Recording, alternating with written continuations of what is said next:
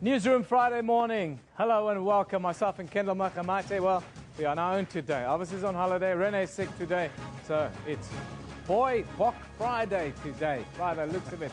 There it is on the screen behind us. Kendall, you're dealing with a box. What's the question we're asking people? Well, the big question for the day today is literally about we've got a new era for the Springbok rugby, and what your expectations are is what exactly we're trying to get from you today. You know, you can always give us your comments on Twitter. Our handle is at SABC Newsroom, as well as on our Facebook page. Yeah, we're going to have to mix it up a little bit today because we're flying solo. So Kendall's going to go on to the sports desk. He's going to give you the headlines. I'll be on the sports desk. So far, go back 20 years almost for me to be a sports anchor for a change. Let's do that.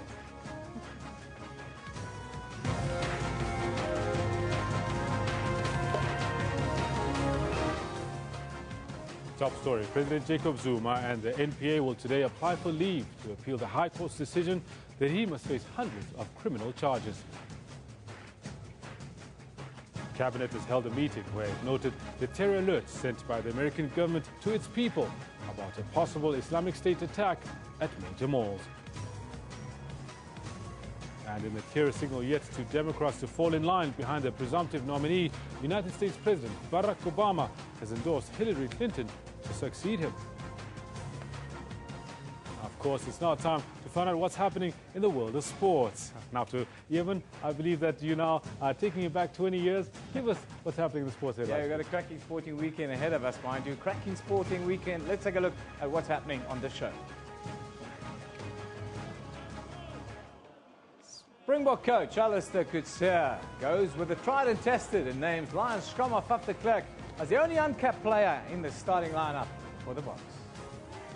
Also, Euro 2016 is set to kick off as thousands of fans in the French capital flock to the Eiffel Tower as the fan zone opens there. Also, two-time Wimbledon champion Rafa Nadal has pulled out of the lawn tennis showpiece, citing a wrist injury he sustained at the French Open. Yeah, the grass court season gets underway this week. It should be very interesting tennis ahead, of course. We've got Bok Friday today. We're asking the question around the Springboks. What are your views on Alistair Coetzee's brand new team? It's a new era. I'm asking you, do you think it'll be okay for us to lose? That's just my view. Let's go back to Kendall for the morning's news. Thank you very much, Evan. Now let's get to some more of the other serious business happening around the country, where President Jacob Zuma and the National Prosecuting Authority will today apply in the High Court in Pretoria for leave to appeal the court's decision that he must face hundreds of criminal charges. Now, the full bench of the High Court ruled in April that the 2009 decision of then acting NPA head Mokotedi Mche to drop 783 corruption charges against Zuma related to the arms deal was irrational. The DA, which brought the so-called spy tapes case, has planned a picket outside the court to protest against what it calls a delaying tactic and a waste of taxpayers' money. Now, I believe that Eben has got some news that Aldrin Sampier is standing by. Eben? Yeah, Aldrin is actually standing by, waiting for us to cross to him as we speak. You can see a little bit of activity there behind you, Aldrin, but just give us a quick overview. What is the expectation there this morning?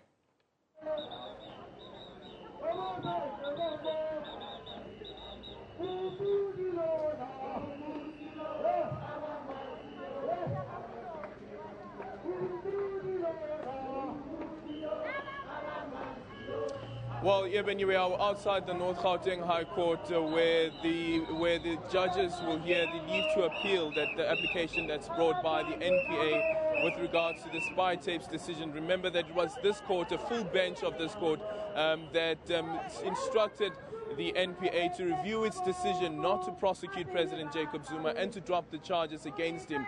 Remember that Judge Lidwaba in his judgment also said, was quite categorically, that the charges against President Jacob Zuma should be reinstated.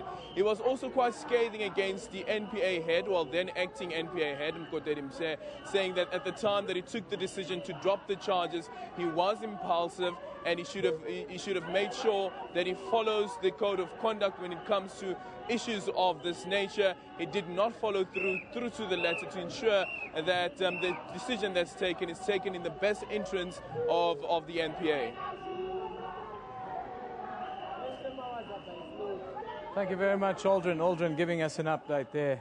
Of course, President Jacob Zuma and the National Prosecuting Authority, if you've missed it, today will apply in the High Court in Pretoria for leave to appeal the court's decision that he must face hundreds of criminal charges. The President, of course, is on his way elsewhere today. He'll be accompanied by 10 cabinet ministers and deputies on a visit to Kwaggafontein, east of Pretoria, in Mpumalanga actually, today as part of government's Siyahlola program in the area. Presidential spokesperson Bongani Ngulunga says the President and his entourage will address immediate problems facing the community. Now, our presidential correspondent Mzwandile Mbeche joins us to set the scene there. A very good morning to you, Zwa. Just tell us what's happening today. To you, Eben, as you've laid out it in the intro, it's a very important day for this community in this area. I can tell you that right now we are at a place called KwaMhlanga. This is part of the Thembisile municipality. The President is going to be here visiting various projects. You'd remember, Eben, that before the State of the Nation address, President Jacob Zuma undertook a short visit to Pretoria CBD, Marapastad. There he was met with people, and it happened to be people from this area where they raised a lot of issues. He was in Marapastad. They raised a lot of issues, from issues of the hospitals that were almost dysfunctional, and the issue about this place is water. So it's one of those big issues, and then indeed housing. So what is happening today is that the Siyahlola, as you know, that project is where the President really, together with ministers and the people at lower level, so all three spheres of government get to come to ordinary people, interact with ordinary people, hear them, and of course respond to some of those issues they raise. So in this instance, after inspecting the hospital, which we believe has been somehow revitalized following that intervention that people raised in Marapastad, talking about the issue of linen, you'd know that people were even taking linen to their homes to make sure that it gets washed. So that intervention, President will come here and see if anything has been done to make sure that that has been sorted out. And the issue of water, as I have indicated, it's a big problem. So they get people here, they get, I think, their water from the Tshwane municipality, and I know some of it from some of the Mpumalanga municipalities. So we'll hear new announcements about certain reservoirs that are going to be constructed, and some of the things that will be rehabilitated, and the housing, as I've indicated. So this is an important program, Eben, because it really gives ordinary people the opportunity, because after he has inspected all those projects he's here for, he will then go to a public place where he will engage directly with communities. And you said in your intro, he's coming with a number of ministers. So every issue that is raised by the people should be responded to on the spot. Right now, it's we expect that around 10 or just after 10, that he arrives here at the hospital, and then it will be the program for the whole day. And we'll keep updating you, Eben. As you can see, I don't know whether you can see behind me, people have already started gathering and to show that something really is happening in this community. Zondile, thank you very much for that update. We'll be back with Zwa a little bit later again for another update. I can tell you that came to us live from Kwaggafontein in Mpumalanga, where the President, of course, will be meeting with the people, him and about 10 other government ministers. But let's go back to the news desk, where Kendall is standing by with more news. Thank you, Eben. Government has put the diplomatic spat between South Africa and the United States to bed. Cabinet held a meeting where it noted the terror alert sent by the American government to its people about a possible Islamic State attack at major malls. This came after the State Security Agency and Department of International Relations reprimanded the US government and issued a démarche against it, and the UK and Australian embassy for issuing a travelling alert.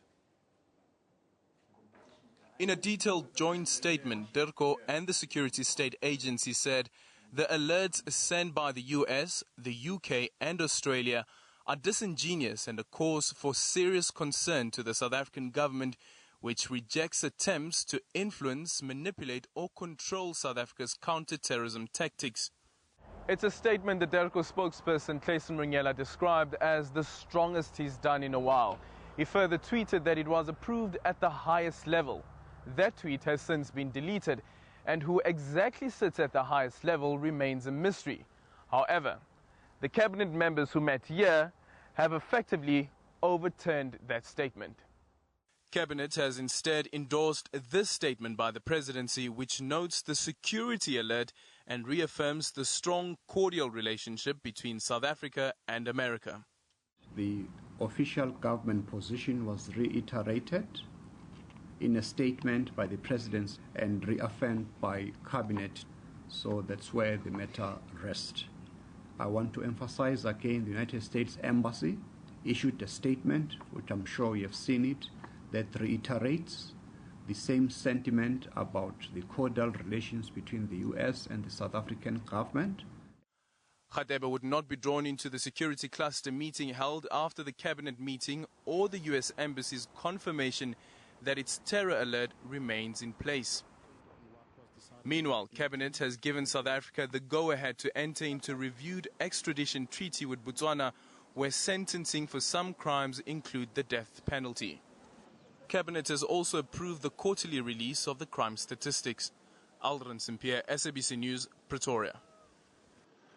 Right, now just a quick reminder to you of what our question for the day on this Friday the 10th of June is. It's a new era for the Springboks. It's been ushered in. We would like to know what your expectations are. What is it that you're expecting? You can always give us your comments on SABC Newsroom as well as on our Facebook page. Now, back over to Evan, who's got more for you. Yeah, Kendall, interesting topic we've chosen today. We're looking at mobile money, and in a sort of wider context today, we're looking at the future of money, how you're going to pay for things, and how it's going to affect the way that we live, the future of money. We've got a couple of stakeholders today that's going to kind of put this into the picture for us. But first, we're going to start today in Kenya. Now, I can tell you that Kenya is ranked #1 on the African continent in terms of financial inclusivity. This is according to the 2014 World Bank Global Findex. This thanks to the country's mobile money services. No less than 58% of Kenyan adults have a mobile money account. Mobile phone services provider Safaricom boasts of having helped turn this tide through its M-Pesa money transfer services. M-Pesa controls 2/3 of Kenya's total mobile money users. And Sarah Kamani, our East African correspondent, spoke to various Kenyans as well as the Safaricom Chief Executive Officer, Bob Collymore, and brings us a detailed report on the high uptake of M-Pesa in Kenya. It has caught the attention of global leaders. Every day around the world, millions of people send and save money with M-Pesa. And it's a great idea that started here in Kenya. Now the world's leading mobile money platform, and that has led to an increase in financial inclusivity in Kenya. Probably not what they envisaged 8 years ago when the developers of M-Pesa came up with what was then an innovation to transfer money. The need was to move money from town to country. And the way that people used to do that is by putting it on a bus. It was a very cumbersome way. Kenya is a cash-heavy society, probably one of the reasons why M-Pesa, Swahili for mobile money, caught on fast. It entails transferring money from one person to another through the mobile phone. Morning. This is how it works. Across the country are more than 100,000 mobile money agents, like this one. A mobile money user gives cash to any of those agents who then convert it into electronic money. The user can then send that money to anybody across the world. I serve anyone. Mothers who come to deposit money, those who want to save in their Mshwari, many people. The service does not need a mobile phone application. This is the phone that people use to send M-Pesa. Most of my customers are actually using a simple phone like this, and so you don't need something which is terribly complicated, and this is a $10 phone. Safaricom has 25 million subscribers, 22 million of whom have registered to use and have used M-Pesa. The service moves at least $170 million daily. Last year, M-Pesa transactions accounted for 20% of Kenya's GDP. From the small business person in the informal settlements of Kawangware to multinational companies, millions of Safaricom subscribers are using the mobile money transfer service, M-Pesa. Indeed, M-Pesa has changed the way Kenyans transact business and how they use their mobile phones. It's good because it has helped me save, start this business, and even educate my kid through the savings that I save. You don't need to carry cash when you are going or when you are at work. You just use M-Pesa to pay, buy fuel, pay bills, even in supermarket. For a service that started as a mobile money transfer service, M-Pesa has caught the creative minds of young Kenyan innovators who have used the infrastructure to provide solutions to some of Kenya's day-to-day as well as social needs. Can I pay with M-Pesa? Through the service, for as little as 40 cents, one can light their house, learn better crop and animal management, and even access better market for their goods. You can borrow money using M-Pesa. You'll be able to buy government bonds and stocks and shares using M-Pesa. The service is regulated by the Central Bank of Kenya. Users can only transact up to $1,500 a day, and any suspicious transactions are flagged up to the Central Bank and law enforcement officers, hence reducing cases of money laundering. Sarah Kimani, SABC News, Kenya. Now, what's happening with M-Pesa here in South Africa? We invited Vodacom to the show, but they sounded a little bit suspicious of us, and they decided not to send the CEO. Instead, they referred us to the following statement. So I'm going to go through the statement with you. This is Vodacom. They say, following a thorough review, Vodacom will discontinue its M-Pesa product in South Africa with effect from the 30th of June 2016. That's in just over a couple of weeks. Vodacom's decision is based on the fact that the business sustainability of M-Pesa is predicated on achieving a critical mass of users. Based on our revised projections and high levels of financial inclusion in South Africa, there's little prospect of the M-Pesa product achieving this in its current format in the medium term.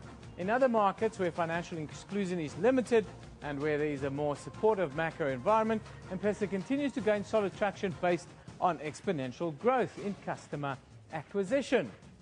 They will go on and they say, Kenya and Tanzania are prime examples of this. It's important to note that this decision does not affect M-Pesa customers in Tanzania, Lesotho, Mozambique and the DRC, where the product continues to grow exponentially. With regard to customers, Vodacom is fully committed to mitigating any inconvenience to customers impacted by the decision and assures all M-Pesa South Africa customers that their funds remain safe and readily accessible. We remain of the opinion that opportunities exist in the financial services environment, and we will continue to explore these. That's the Vodacom statement. They decided, well, not to come into the studio. When M-Pesa launched in South Africa in 2010, Vodacom targeted 10 million local users, but only 76,000 signed up, by 2010. Analysts say South Africa's advanced banking sector and a lack of demand are key reasons for the local failure of Vodacom mobile money product M-Pesa. Now, for more on this, we are joined from San Francisco in the USA, very early in the morning there. And thank you very much to Arthur Goldstuck, the managing director of a local technology research firm called Worldwide Works. Very good morning to you, Arthur. Thank you for being such a soldier for us today. Good, very early morning, Evan. Just give us your quick overview. Why do you think M-Pesa is being ditched by Vodacom? Is it as simple as not reaching critical mass? It's pretty much the reason. In fact, their statement hits the nail on the head that it succeeds in markets where there is very limited financial inclusion, But they got a lot wrong in the rollout of M-Pesa in South Africa. At the time that they launched it in 2010, we were on record, in fact, as having said that there's no way they could meet that target, precisely because we have such a high banked population in this country. But there were other factors as well. As Bob Collymore was saying, there was a great need at the time that it launched in Kenya to get money from urban to rural people and from people to family members. So it came at the hour of greatest need in Kenya, and we didn't have that kind of catalyst in South Africa. But the other factors were that it was incredibly simple to sign up and very easy to use, whereas in South Africa, Vodacom partnered with Nedbank to start with, and you had to go into a Nedbank branch if you could find one in rural areas, and then you had to fill in a very complicated form as if applying for a full-on bank account. So they scuppered it. They, in effect, doomed it to failure from the start. They relaunched it another 2 times. But again, the whole issue of South Africans having other means of transferring money, in particular the retail money transfer market, which is thriving in this country, meant that there wasn't really a need for it. So what they should have done was just built it into their online platform, their short message service, the USSD service, they call it, where you call up a text menu. If they just built it into that, didn't make a big deal of it, it should be just another service. And it wouldn't really have mattered if it only had 76,000 users. But the fact that they've invested so heavily in it means that it's become a massive cost center for Vodacom. Why then is FNB's e-wallet so successful in South Africa? They've got 3.5 million active users and 5 million users on their books. There was really one simple reason for e-wallet success that didn't wasn't the case with M-Pesa in South Africa, and that's that you didn't have to have e-wallet, you didn't have to be an FNB customer to receive the money. So to send it, you had to use e-wallet, but you could send that money to anyone, whereas with M-Pesa, you had to be a Vodacom customer. Now, that was part of the success in Kenya, was that at the time Safaricom launched it, you had to be a Safaricom user, but they had about 80% of the market. So they dominated, and you could almost be guaranteed that anyone you were sending money to also had a Safaricom account. That's changed, but then, of course, M-Pesa has shifted with the changes in that market.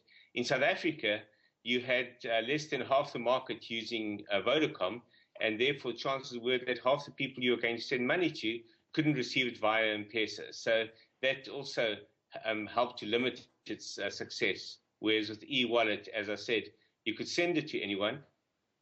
The factor with e-wallet, with FNB, was that you could store money in e-wallet. So it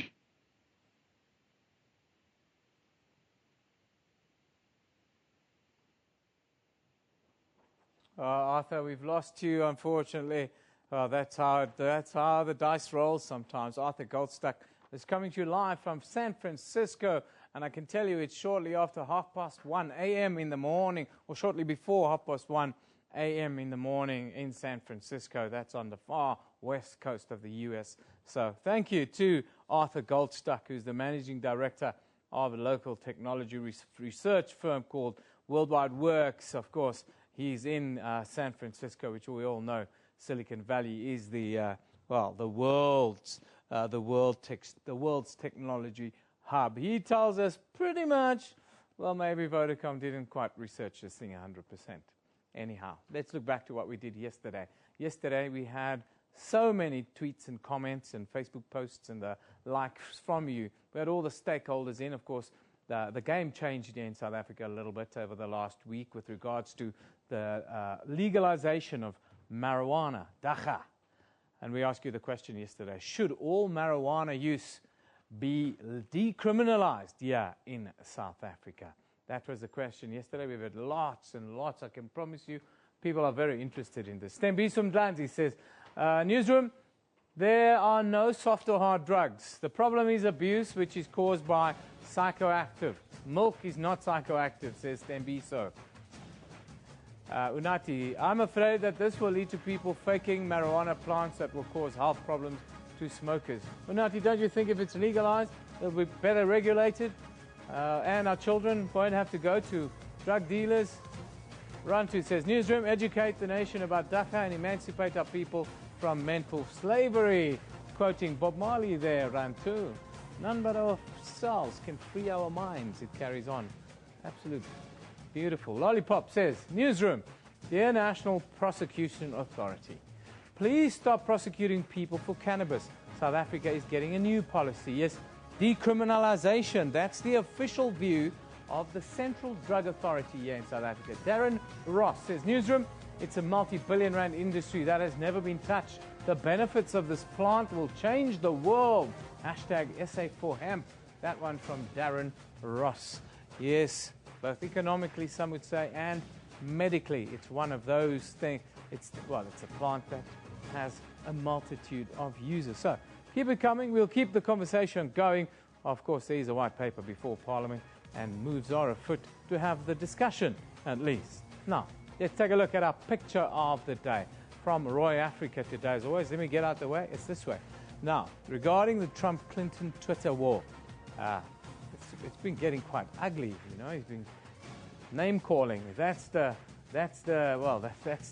strategy that Donald Trump has embarked on right from the start, and Americans seem to love it. Crooked Hillary. He says this is after Barack Obama endorsed Hillary Clinton yesterday. He says Obama just endorsed Crooked Hillary. He wants 4 more years of Obama, but nobody else does. How long did it take your staff to think that up? Yeah, it's getting really ugly now. And it's going to get even worse as we carry on into this American election year. Now, let's take a look at the front pages from around the globe. We'll start in Europe today. The Times reports that multiple sclerosis is close to being cured after a pioneering treatment was found to stop and even reverse the disease. Scientists made the announcement last night. Wonderful news. Then we go to the United States. Now, the USA Today says thousands of fans, dignitaries and Muslims from around the world came together in Muhammad Ali's hometown of Louisville, Kentucky, to say farewell to the greatest during a traditional Muslim prayer service. More services expected, of course, later today. Finally, in China, South China Morning Post reports that the contractor accused of overloading a green rooftop that collapsed at City University last month may be taken to court, while 3 senior campus staff are facing disciplinary action themselves. Those are some of the international front pages. Let's take a quick look at what's happening in the courts here in South Africa. Of course, we'll start in Johannesburg. Now, the murder case of the famous Czech fugitive Radovan Krečer, he's with 4 others. They're set to resume at the High Court in Johannesburg this morning. We'll stay in Johannesburg. President Jacob Zuma and the National Prosecuting Authority will today apply in the High Court in Pretoria for leave to appeal the court's decision that he must face hundreds of criminal charges. Of course, the president himself will be in Mpumalanga later today. Then, in Cape Town, 4 men accused of raping and murdering 16-year-old Francisca Blochlicher in the Chukai Forest. They're expected to appear in the Wynberg Magistrates Court today. Now, we'll keep you updated about all of those cases and more as they happen. You can also get updates on our Facebook page and elsewhere, SABC News. Our question today, Bok Friday, we're back. Springbok rugby, a new era for Springbok rugby. Yes, that's what it is. What are your expectations? Is it okay to lose as we build this new culture, this new playing style? South Africans don't like to lose. After a short break.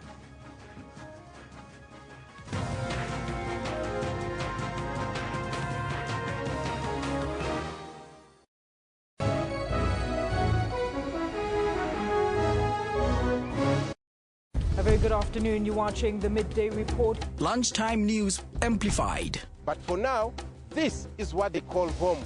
Their hope to shift to a higher ground seems to be against the tide. Midday Report provides you with more than just news stories. I just want Port Elizabeth to know that they own a world-class theatre.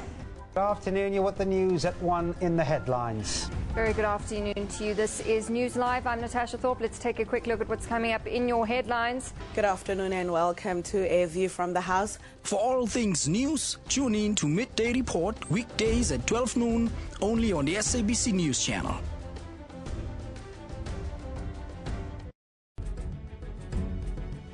What's wrong with Triple M? What is illegal here? Who is being defrauded here, Trevor? It is about the best interest of the citizens of this country. But the citizens are the ones who are playing, who are members or participants in this.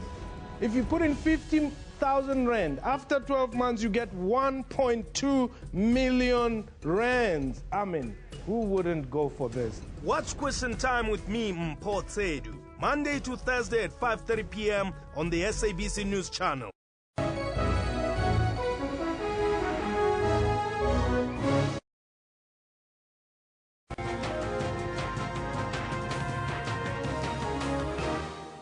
Welcome back. You're watching Newsroom here on SABC News. Of course, our underlying theme today is we're dealing with the future of money. Now, mobile money services are struggling here in South Africa, we've just heard. However, First National Bank's mobile electronic wallet, or e-wallet, seems to be the only one that's flourishing. Recently, it was reported that 33 billion rand had been sent to users since the inception of the e-wallet service. Every month, 1.2 billion South African rands is sent to users in and around South Africa, with 5 other African countries adding to this figure as well. What then is the difference between the struggling mobile money services and e-wallet, if they are, at the core, a similar mobile money service? Latanya Johnson, the CEO of e-wallet solutions at FNB, well, she joined us in studio and told us what they are doing right. Let's start with your success with e-wallet. What do you guys attribute the success to? Okay. So e-wallet as a product, as you rightfully said, basically allows FNB customers to be able to send money to any South African cell phone number. What we believe has been some of the success to that is the fact that it's firstly a banked customer. So this customer receives a salary into that account on a monthly basis. Therefore, it's easy for them. They don't have to fund it. And then secondly, we've made it very easy in terms of our channels that are available to our FNB customers to send money. So a customer can, for example, dial *121 *321 hash, select send money, put in the cell phone number and the amount that they want to send through to that customer. So we believe also the convenience, the ease of use is what has attributed to the success. What are some of the other things that in your kind of communication with your clients, what are some of the other things that they're saying about e-wallet? So it comes back to, like I said, the ease of use. What we've also done, which I think has attributed to the success, is the fact that we've made this part of the value offering for certain of our clients. So our clients in the platinum premium customer base, part of their value offering already covers the send money transaction. So they don't have to pay for that again. So I think making it part of their banking services is what attributes to that. Yeah. I'm sure you guys have done a little bit of research, not just in South Africa, but throughout the continent and so forth. What do you say are some of the reasons then that it's such a tough market to operate in, as all the other service providers seem to be struggling? Yeah, so I think if we look about it, so I think e-wallet as a product really caters for the need where people need to get cash. So people sitting in the rural areas want to be able to get cash. What is also attributed to that is the fact that our representation points are out there. So when a customer receives money, they can go to our ATMs that are across South Africa, for example, and in those countries that you've mentioned. But also we have additional cash out points. So we've also, with a product called our Slim Line, which is like a mini ATM, we've placed that in spaza shops right across South Africa as well, which again takes banking to the communities. So it makes it easier for these customers to be able to get the cash out. Another attributing factor is the fact that what is unique about e-wallet is it's not just a voucher product. It actually creates a store of value. So if you think about it, I can send you 100 rand. You don't have to withdraw the full 100. You can take 50 rand of that, and the others you can use to buy airtime or also buy electricity. So we think that some of that store of value is what also creates the value add. Real convenient at the end of the day. Now how does e-wallet perform in other countries compared to here in South Africa? Okay, so we've seen very good results. For example, if I can just mention Namibia and Botswana. So in Namibia, since inception, we have now created 1 million e-wallet recipients. If you think about Namibia's population, that is 50% of their adult population. Wow. In Botswana, we've also seen very impressive results. We've got 684,000 recipients that have created there. So even in those countries, we are seeing similar growth to what we're seeing in South Africa.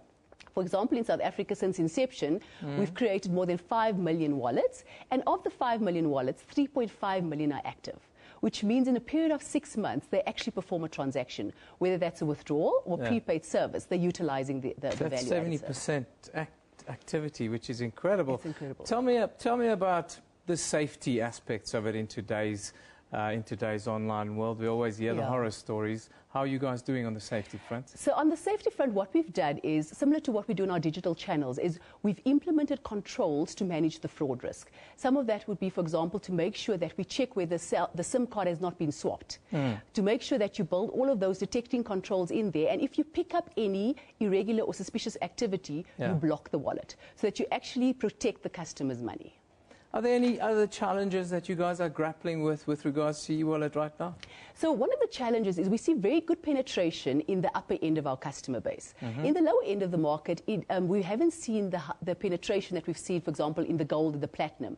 So what we're struggling with there currently is just education around how to utilize it, and also to make sure that we make sure that the process is very easy for a customer to use. So the initiatives we're driving there is making sure we communicate with those clients as much as possible. The process must be easy. We have constant focus groups where we test with clients, for example, how we design the process. And then we create easy-to-use videos that they can actually view how to use the product. Very interesting. No, I didn't have a quick costume change. That interview was recorded late yesterday because we knew this was going to be part of our theme for today. Of course, the big news today is that the greatest, Muhammad Ali, will be laid to rest in the American state of Kentucky a little bit later today. Memorial services have been ongoing for the last week, and lots of messages of condolence, as you can imagine, in from all around the world. Let's just take a quick look at some of the tweets and some of the pictures, iconic photos, some of the greatest quotes of all time. Sorav Stuman says, "He who is not courageous to take a risk will accomplish nothing in life." That is a quote from Muhammad Ali. Yes. Mariam says, "I'm saddened that despite all that you fought for, men like the real Donald Trump can thrive in the nation you called home." Yes, Mariam, there's a place in the sun for everyone in democratic countries. Kailitle Kumalo says, "The greatest boxer, Muhammad Ali, will be laid to rest in Kentucky today." No, Kailitle, he's not the greatest boxer. He's just the greatest. Shahid Afridi says, "The greatest boxing legend, inspiration for all of us, Muhammad Ali, rest in peace. May Allah grant you heaven. Hero for all people." That's from a legend himself. And there, of course, you see from earlier this week, that's as his coffin arrived in Louisville, Kentucky. You can see the media scrum around him. The greatest is no more. And yes, he was a great boxer. But Muhammad Ali will go down as the greatest for his humanity. He was a great human being. Let's go to our Newsroom Facebook page now and have a look at what you can see there today. Now, government will honour its commitment of providing houses and safe drinking water to residents of Kwaggafontein in Mpumalanga today. Of course, the president is there. Then an earthquake of magnitude 6.1 struck in western Nicaragua late yesterday. That's according to the United States Geological Survey. That was felt as far away as a neighboring country as Honduras. Finally, South Africa has aligned itself with the United Nations General Assembly political declaration to accelerate action towards eliminating the spread of HIV/AIDS by 2030. Of course, we brought you that report yesterday thanks to our UN correspondent, Sherwin Bryce Pease, always on the spot and on point with what's happening at the UN. Don't forget to like our page. We've only had 14 likes in the last day. We need more likes. We need more people to interact with us. We want you to come and tell us what you think, tell us what you see, tell us how we can all work together to make South Africa a better place for everybody. We're going to take a short break. You're watching Newsroom here on SABC News. Don't go away.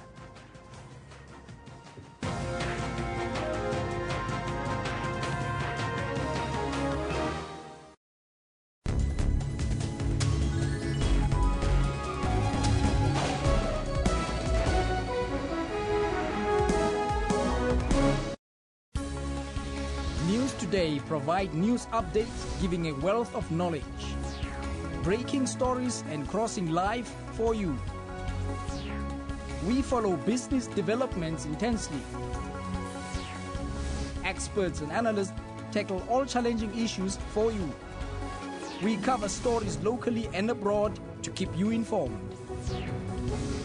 We cover all sporting codes just for you. We are sure to give you weather to be ready for the day. Stay tuned to News Today at 3 p.m. from Monday to Friday on SABC News.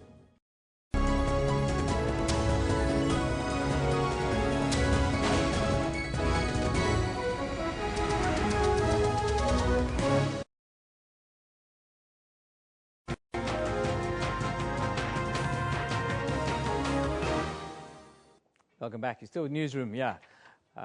Well, today we're dealing with the future of money. We're looking at mobile money. Yeah, people say that's where money is going to be in the future. The 2015 State of the Industry report on mobile financial services, tabled at the World Mobile Congress in Barcelona, shows some interesting figures, brings some interesting stats on the state of mobile money around the world today. The report says mobile money is reaching more than 411 million people globally already, and it's available in 80% of countries where the vast majority of the population lacks access to a formal financial institution. It also states that more than 1 billion transactions were processed in the month of December 2015. With all these advances considered, are we perhaps heading for a future without paper money? Financial analyst Frank Magwegwe joins us in studio to unpack this topic. Very good morning, Frank. Nice to have you with us. Good morning, Eben. Thank you for having me on the show. Good morning to viewers out there. Frank's got his A game on the socks here today, beating me today in the socks game, Frank. I want to tell you, welcome to the show. Thank you, Eben. What's the future? What's the future of money? What does the future of money globally look like? We're going to talk about mobile money, but in general, people are talking about the paperless age. Is that as near as we would like to think? Yeah, my sense is we're certainly going towards that. I mean, if you just look at, the number of the so-called fintech, financial and technology companies really coming out and trying to disintermediate banks. In other words, coming up with ways that we can pay for goods and services without the need of using, a credit card. And most of it is around using, using smartphones. So I think when you're paying for goods and services, you're in a restaurant, I think we're definitely, moving very close to that world where you don't use paper money. What does that mean for banks, and what does it mean for the consumer, and what does it mean for money itself? Because are we seeing a future of money that doesn't exist, money on a screen, and who generates that money? Who decides how much money is on there? Is that the risk? I think to an extent, yes, there's a little bit of that as the risk. But mainly if you look at banks, I think banks' biggest worry, I would say, was keeping them awake at night, is really being disintermediated. Because for a very, very long time, when you need money, you go and get it from an ATM. The bank gives you a bank card. If you need to pay for goods and services, you've got a debit card or you've got a credit card. Whereas more and more, if other companies come in that space or facilitating payments, they are eating banks' lunch. And hence you find organizations or banks such as FNB coming up with e-wallet to make sure that that need of consumers to use less cash or to use less debit cards and credit cards is taken by other channels, such as an e-wallet, for example. And the immediate sort of short and medium-term future of mobile money in South Africa and maybe even the rest of the continent, how do you see it? I think mobile money, even for it to work, I think there's a few conditions that need to be there. And for me, 2010, when M-Pesa was launched in South Africa, and I also had my own question marks. So it's easy for people with hindsight to say, oh, I knew, this thing was not going to work. But if you really look at South Africa, recent research tells us that, 75% of adult South Africans are banked. This is Finmark Trust telling us that. Because with that big push of the Mzansi bank accounts, if you recall. So in South Africa, it's not an issue that I don't have access to a bank account. Whereas if you look at Kenya, that was the issue there. So that need of a consumer who doesn't have a bank account and need to send money is not really there in South Africa. What is needed in South Africa is ease of access, ease of me being able to send money. I don't need to go into a bank account, into a branch, for example. I don't need to open an account. I just need to be able to send money quite quickly. So that ease of use, I think that's where FNB e-wallet got it right, as opposed to M-Pesa, because you don't need to go into a bank. Yes, you need to be an FNB client, but you can send that money to everybody else. So to win in that game, for me, it's really ease of service. And secondly, probably more important even, is ancillary services. What do I mean by that? Is allow me to send money easily, but what else can I do? Again, FNB got it right, because that very same money, you don't need to use it, all of it at the same time. You can keep a little bit, so there's a bit of storing of the money that I've sent you. You can use it to buy airtime. I think that's what consumers are looking for, ease of service, and give me other ways to use this money sent to me. Now, we've got around 3.5 million active users of the e-wallet system. What would you say to South Africans watching this right now? Would you encourage people to make the shift, to not be fearful of technology? Because there is an element of this in South Africa, isn't there? Yeah, so, my sense there even is, I've got mixed feeling. Why do I say that? So certainly from an ease of use, don't, use a lot of cash, etc., I'll give it a tick. But on the other hand, as a financial advisor, there's also research that shows that when people use electronic channels, they tend to spend more than people who are using cash and actually seeing what they're doing with the money.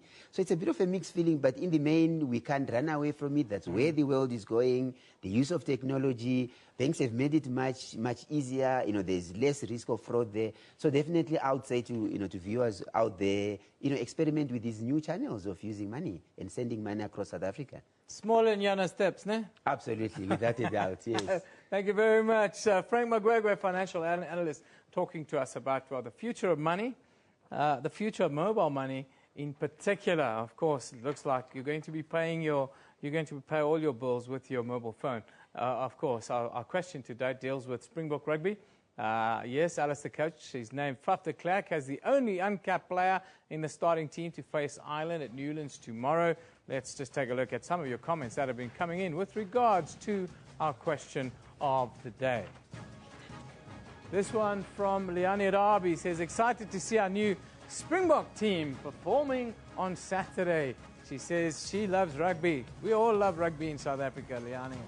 Glenwood High says, well done to Warren Whiteley, old boy, for making the Springbok team to take on Ireland this weekend. Yes, he's on the bench. Warren Whiteley's on the bench. Ignatius Sternquindi says, backing my Springboks tomorrow, I'm all going to be in my green and gold, as the whole country will be. Ignatius, Iggy Day. Gino says, Safa Zimba appointees, these players are there on merit.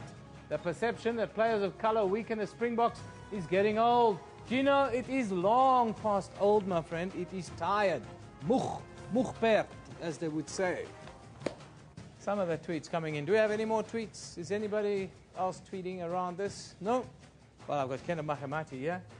Kendall says that he thinks, his view is that Alistair Coetzee was a little bit conservative when he announced the box side yesterday. Does that concern you? It does concern me. However, I think it's something that he needs to do. Conservative being the thing that he's thinking of. He's got to maintain that winning track. He can't just walk in and change everything and make everything work off the straight of the bat. He's trying to make sure that he brings everybody on side, including the doubters and the naysayers. And I think that's why he went with this tried and tested side as opposed to a whole lot of new walk-on caps. Yeah, I agree with that. We've lost around 800 test caps. Half of those belong to Victor Matfield. But we lost about 800 test caps, and you don't replace that kind of experience. And that's probably why I picked a guy like Pat Lambie to start ahead of Elton Yankees, because he's got 50 caps. And in a game like tomorrow's, kicking off the new season, be important, eh? Well, I think so. But also what it does do is that it allows him to bring in the X factor. Let's say maybe second half, 60 minutes into the match, he brings in Elton Yankees. He can change the entire complexion of the game on a dime. So he can do that. And also, I think bringing in Francois Lowe, who got, I think, the second highest turnovers in the Rugby World Cup last year, some 13 odd turnovers, as opposed to Jaco Kriel. That's an experience over form kind of thing. Because it's also, I mean, the thing about Francois Lowe, you know, and I'll talk about the parochial nature of our rugby now, but the thing about Francois Lowe is that this guy, he knows these island players in and out. He plays in the Premiership against them day in, day out. He watches their rugby day in, day out. He's not going to be surprised by any of them. I'm talking about the parochial nature of our rugby, though. Why are we making this thing about oh, so many Lions players in the side, oh, so many Stormers players in the side. Why can't we just, for once in our life, get over this parochial, traditional, old, I don't want to call it apartheid mentality where we divide our country between the north and the south and the Bulls and the Stormers and all of us, and just support the Boks no matter where they come from. I think you're absolutely correct, Evan. However, I think the context really is, for the longest time we've hardly seen a Lions player in any Springbok side, let alone on the bench or in the SAA squad, purely because of performances. And I think people are celebrating that for once the Lions are performing, and two, they're being recognized by the incumbent, the sitting head coach of the Springboks. And you're right, we should move away from that, but let's just give them the day in the sunlight, you know, give them the one day in sunlight that they've been asking for decades. It's an unfortunate thing that we have in South African rugby. If you don't know it, we can become very parochial, we can become very city orientated or province orientated, sometimes to the detriment of the brand, which is brand Springbok, which is kind of next to our flag, that kind of brand South Africa. That's the thing we should all be supporting. But yeah, I've got to beat in my bonnet, Kendall, about this brand South Africa thing. And I see a lot of negativity in the country around brand South Africa. I see a lot of people in our country talking our country down. I see a lot of people posting very negative stuff around what is happening in the country.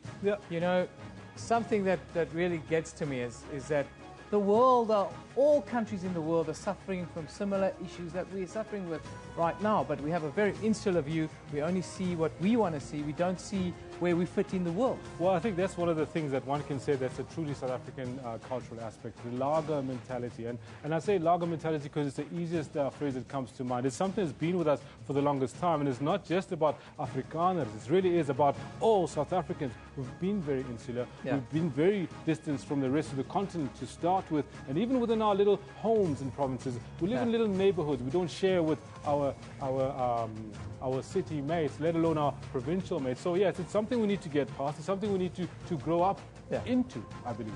Anyhow, let's get back to the rugby. I want to ask you about to put your credibility on the block. I'll do the same.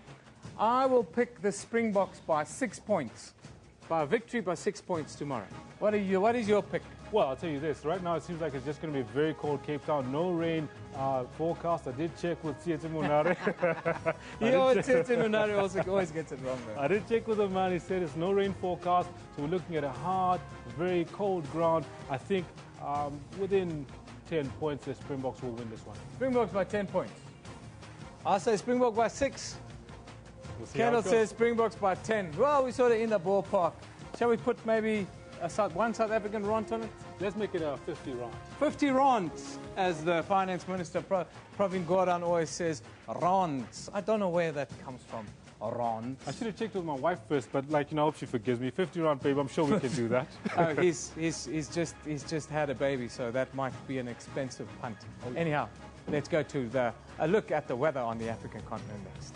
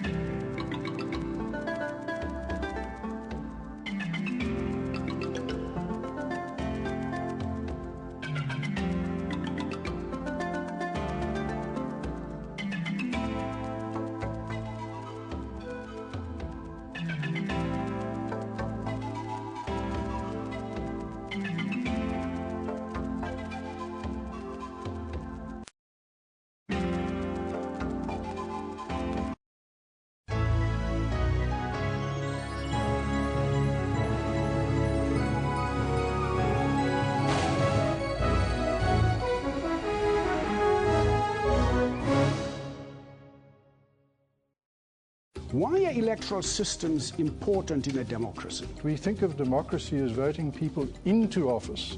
The other side of the coin is that we would be more empowered and more accountable in politics if we could do the opposite, is vote them out when they don't deliver. Politics is about who gets what, when and how. If you look up on the internet as to how the head of state is chosen, it says monarchy. We should not refer to an election as a contest. So we should not shy away from the fact that an election is a contest. Of course, I do admit that it's not a bloody contest, or it shouldn't be a bloody contest. It shouldn't be a bloody contest. Fight, and of course, and it should also not be a beauty contest. Then it shouldn't be also a beauty contest either. Swiss people, for example, can travel internationally with a cantonal passport, not even a national one. That's like us traveling on a Free State passport, for example.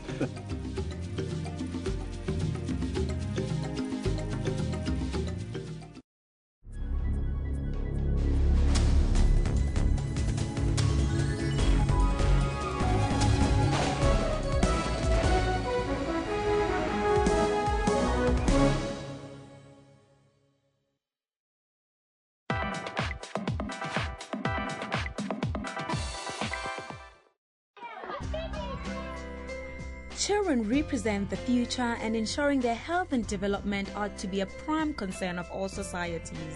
Thousands of children under the age of 5 die every year of mainly preventable causes. HIV and AIDS-related diseases are still a major cause of death in young children, followed by pneumonia and acute diarrhea. Malnutrition is a major contributing factor to child death. 1 in 4 children is stunted, and many are deficient in minerals and minerals essential in preventing disease and disability. So South Africa is a party to the United Nations Convention on the Rights of the Child, which states that a child has the right to the highest attainable standard of living. Our own constitution confers the right to an environment that's not harmful to his or her health, and for children specifically, it confers the right to adequate nutrition and basic healthcare services. I think that is quite important for people to understand. Section 28 of the Constitution is devoted to children and outlines their rights. Although there are efforts to ameliorate their plight, the situation for many children remains dire. As far as child health is concerned, challenges that exist are a lack of education, as well as aspects such as challenges in the healthcare system with regard to finances, infrastructure and resources. Also in South Africa, there's a large amount of inequity. That is a vast distinction between children living in affluence and those in poverty, and this is reflected in the child's state of health. A study conducted by Human Sciences Research Council reveals that poor health care, low immunization rates, and misguided infant feeding practices also contribute to poor health in pregnant women and children. During pregnancy, ensure that no drugs are taken, that there's no smoking and no drinking, that parents ensure that they are as informed as possible surrounding child health, that positive habits are practiced in order to ensure that the child's environment is clean and healthy. Then aspects such as immunization and ensuring that the child is taken to a healthcare facility when or if the child becomes ill. Of great concern are the high death rates of newborn babies. Almost 40% of all under 5 deaths occur in the first 28 days of life, according to UNICEF. Infant mortality rate, under 5 mortality rates remain high, and maternal health remains a continuing issue. Many children live far away from a healthcare facility, and many children suffer from child hunger and malnutrition, which leads to stunting and impairment of development. It's important that the society ensures that children's rights are protected, even at a global level. At least 4 of the new Sustainable Development Goals relate to child health.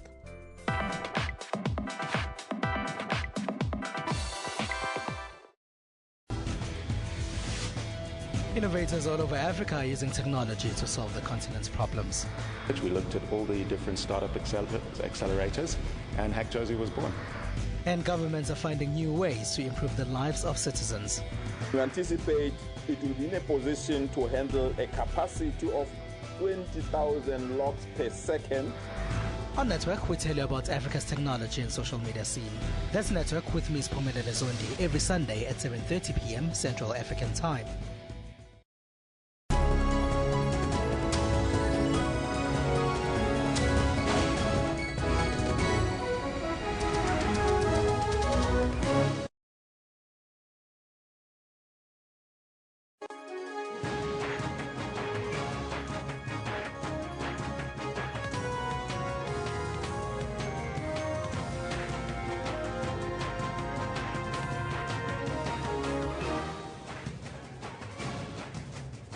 We are Newsroom. Hello and welcome from Johannesburg here in South Africa. Myself and Kendall Machamati. We're flying solo on this Friday morning. Now, of course, we ask you the question, a new era for Springbok rugby. And Kendall, we've had some tweets. Just tell us what people are talking about with regards to a new era that starts this weekend. I think a lot of people are actually of the mind that it's a good idea that he's kept with the tried and tested, because we want to win this test against Ireland. And what's happening a lot is people are giving him some leeway to make one or two mistakes, but without losing the series. Let's take a look at some of your live tweets that have come in with regards to our question of the day. Unati says, Springbok, my expectation is to see them united and winning games outside of the country. High expectations. Very high expectations, yes, considering that we did pretty well so far. And Tinyiko Mswedi 001 Newsroom, I've got faith in the new team. Good luck, Springboks, and let's show love to the team. I like what this man is talking about. Yeah, that's it. Let's build. Let's build. Let's build our country.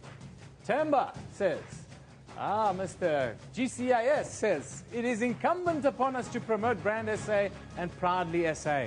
There is more good than bad about SA Inc. I'm proud to be South African. Thank you very much, Temba.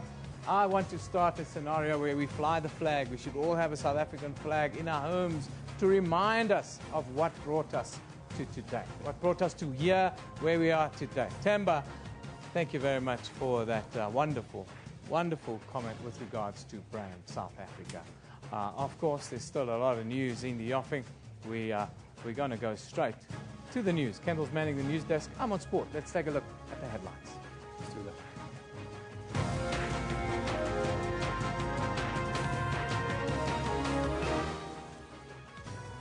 President Jacob Zuma and the NPA will today apply for leave to appeal the High Court's decision that he must face hundreds of criminal charges.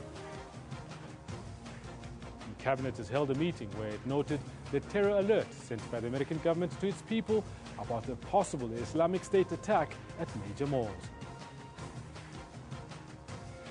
And the clearest signal yet to Democrats to fall in line behind the presumptive nominee, United States President Barack Obama has endorsed Hillary Clinton to succeed him.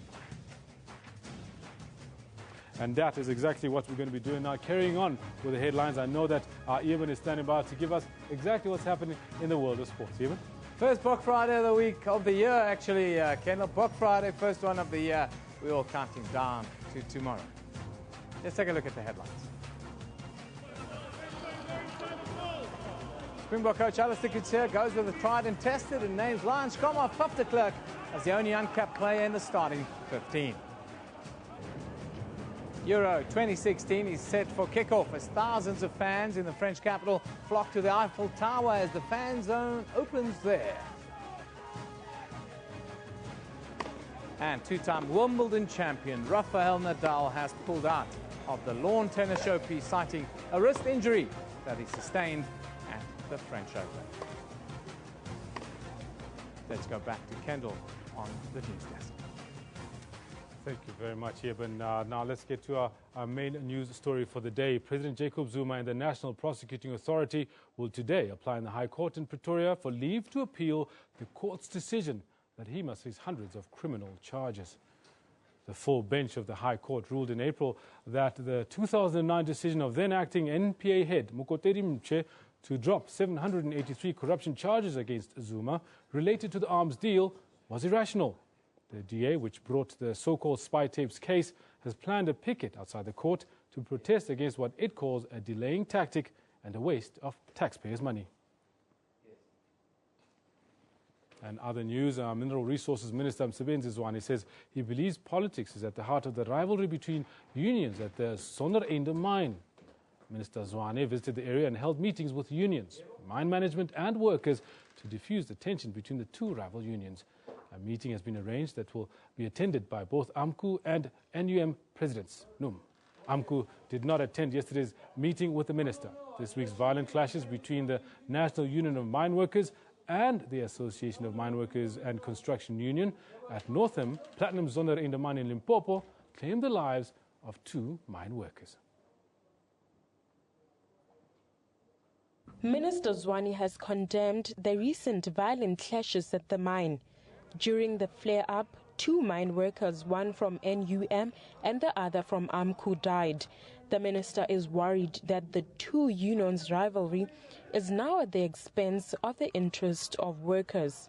In this platinum belt, one can see that politically there is a serious competition, which would be normal.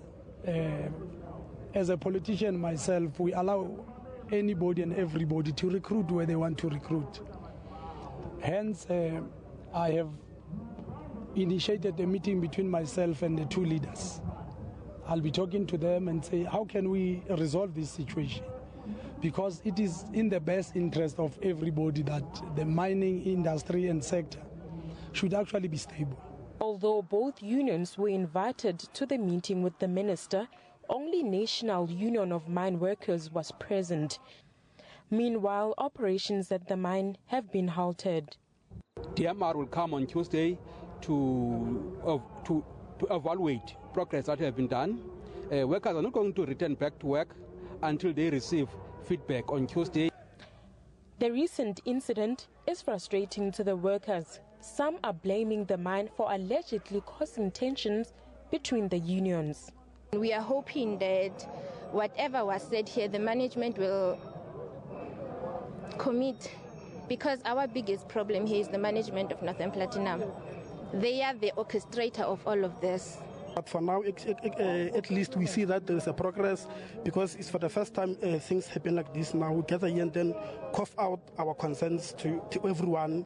While operations remain halted, the closure impacts negatively on the mine's income. Workers have not been working since Sunday. We mine about 1,000 ounces of platinum group metals per day. So the revenue loss is 15 million rand per day. You can multiply that out by the number of days standing. Minister Zwane has asked for another meeting with the unions and the mine management to settle the tension and come up with a possible solution for the smooth running of the mine. Muitsi Masibi, SABC News, Zondereinde, Limpopo. Now, of course, as we do on Newsroom, we'll be trying to make sure we get down to the nitty-gritty of this story. Evan Janssen is standing by.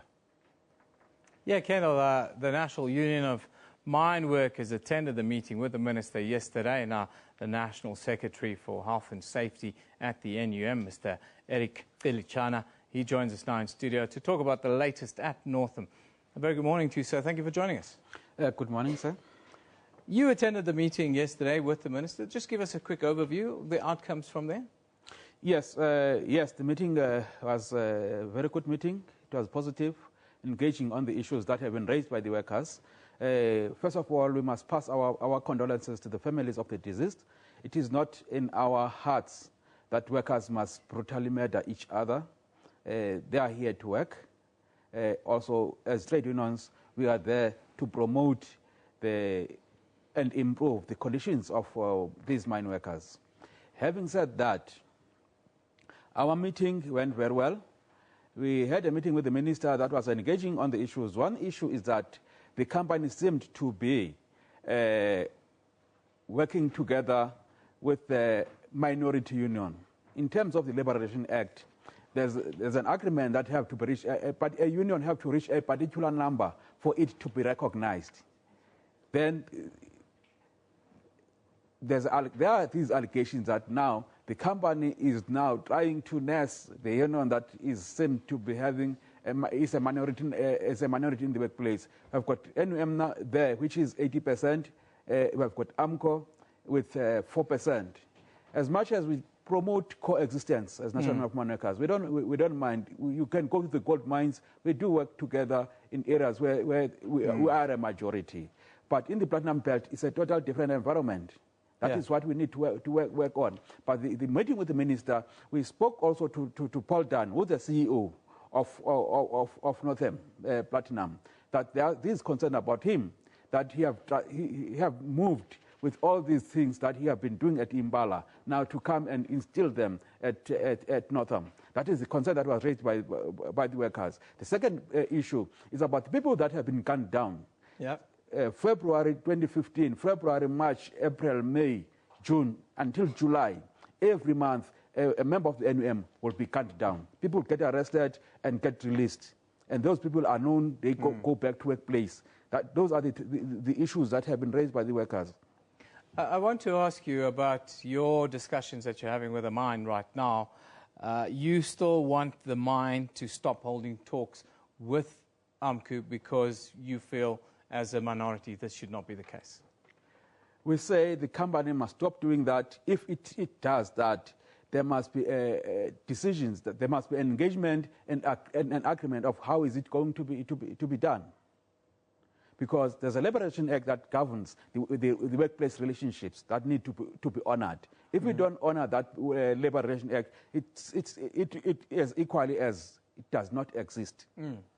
I must indicate that also the SAPS have agreed that to establish a task team that is going to work and investigate these cases that have been highlighted and bring all those perpetrators to books.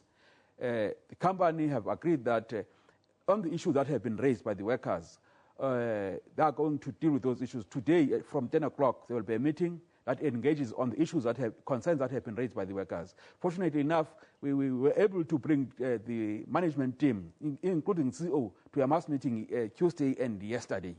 What do you say then now? What is the source of the conflict at Zondereinde? The source of the conflict is about membership statistics, I can say that, because Tuesday it was supposed to be a day of verification of membership. There's contestation there whether who is a majority union.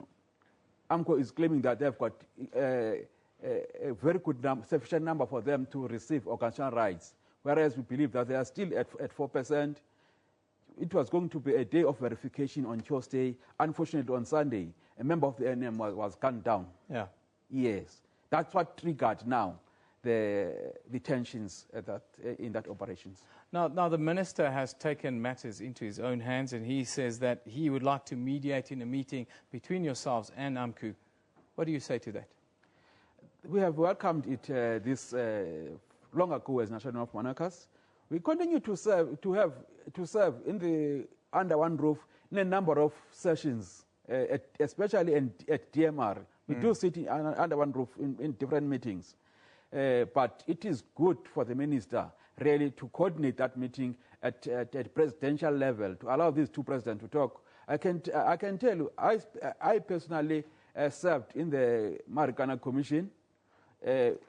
On the day of the closure of the Marikana Commission, I had a discussion with the president of AMCU, Joseph Matunjwa, and the representative of the arrested Dalimbof. We had a discussion of how do we sit down and discuss this so that we eliminate the discussion. But we didn't take that process forward. After we just discussed it, it's good that the minister now is taking these initiatives now, that the two presidents are going to meet. There's an agreement that before the end of next week, these two presidents should have met. Well, Mr. Tilitsana, thank you for joining us. That is the Secretary for Health and Safety at the National Union of Mine Workers. We have AMCU here with us. They'll be coming into the studio shortly to state their side of the case. We're setting up with Kendall Mahamati. But, of course, today we've asked you a question with regards to a new era for Springbok rugby. What are your expectations? Let's take a look at some of the tweets, some of the live tweets. These are the views that, that's been expressed by Onati Grootboom. My expectation is to see them united and winning games outside of the country. That one from Onati Grootboom. Tinuko says, I have faith in the new team. Good luck to the Springboks and let's show love to the team. This one from Tamba deals with well, a wider issue other than just the Springboks. We're talking about promoting Brand South Africa as well. It's incumbent upon all of us to promote Brand South Africa and proudly South Africa. There's more good than bad about South Africa Incorporated. I am a proud South African. That is a sentiment that is shared. That is a sentiment that is shared by all passionate, patriotic South Africans. Well, AMCU was not present at Northam yesterday during the Mineral Resources Minister Mozabenzi Zwane's visit. Earlier, it was reported that the minister had talks with AMCU and MUN leaders. Operations at the Zonda Ada mine have been suspended over the ongoing union rivalry. Now, Mr. AMCU President, Mr. Joseph Matunjwa, he's with us in the studio. He's with Kendall Mahamate. Kendall, over to you. Thank you very much, Yeb, and very weighty matters we're dealing with on this particular morning. And with me is the President of AMCU, Joseph Matunjwa. Good morning, sir, and thank you very much for coming to Newsroom. Hi, good morning to you. Mr. Matunjwa, here's a quick question for you. At this meeting, AMCU was not present. Are you able to share with us what the reason was? We don't have a reason, unless, rather than saying we are not invited. No invitation?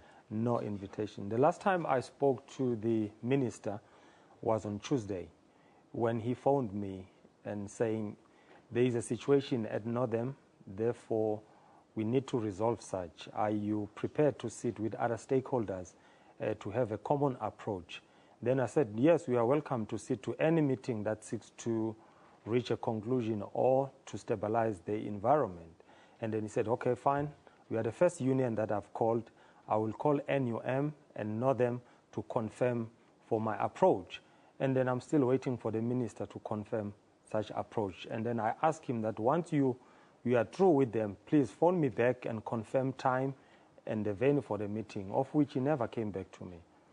I'm sure you agree with me that this is a grave and a tragic situation we find ourselves in. Would you be able to share with us what you take as a reason for this current conflict with NU? We don't have a conflict with the National Union of Mine Workers. What we know that is on record is that a person was shot dead at Northam in town on Sunday. After he was shot, he was identified as an NUM member. That resulted that on Sunday, the shift never proceeded, for duty. As a result, a member of AMCO who was traveling through to the Chaba, who is the Anglo-American Platinum employee, who was traveling in that road, was stopped, and there were 5 of them. Some of them, they were wearing AMCO T-shirt unknowingly as a weekend, and they were assaulted and their car was burnt down. Then on Monday, the management bade any employee to proceed, and then they were given a designated area where they're supposed to stop, to wait for the further instruction. As they were waiting there, every employee who doesn't reside in the hostel, so the group of workers organized under NUM, escorted by the security vehicle towards the boom gate at a designated area. And then the NUM members started attacking those employees. As they fled for cover, one employee was caught in the wire. He couldn't jump the fence. And the NUM came in and and killed that person with spears. So that is what has happened. We are still worried. Why should, if a person is killed somewhere in town, why that should be translated as a union rival? There is no union rival. AMCO was chased out of the hostel in 2014 by NUM, and our members were given a 3-month forced leave while management tried to talk to NUM to accept members of AMCO in the hostel. We never retaliated to that incident till today, until such time when the NUM member was killed outside the workplace, and then that translated into a workplace violence, a union fighting another union.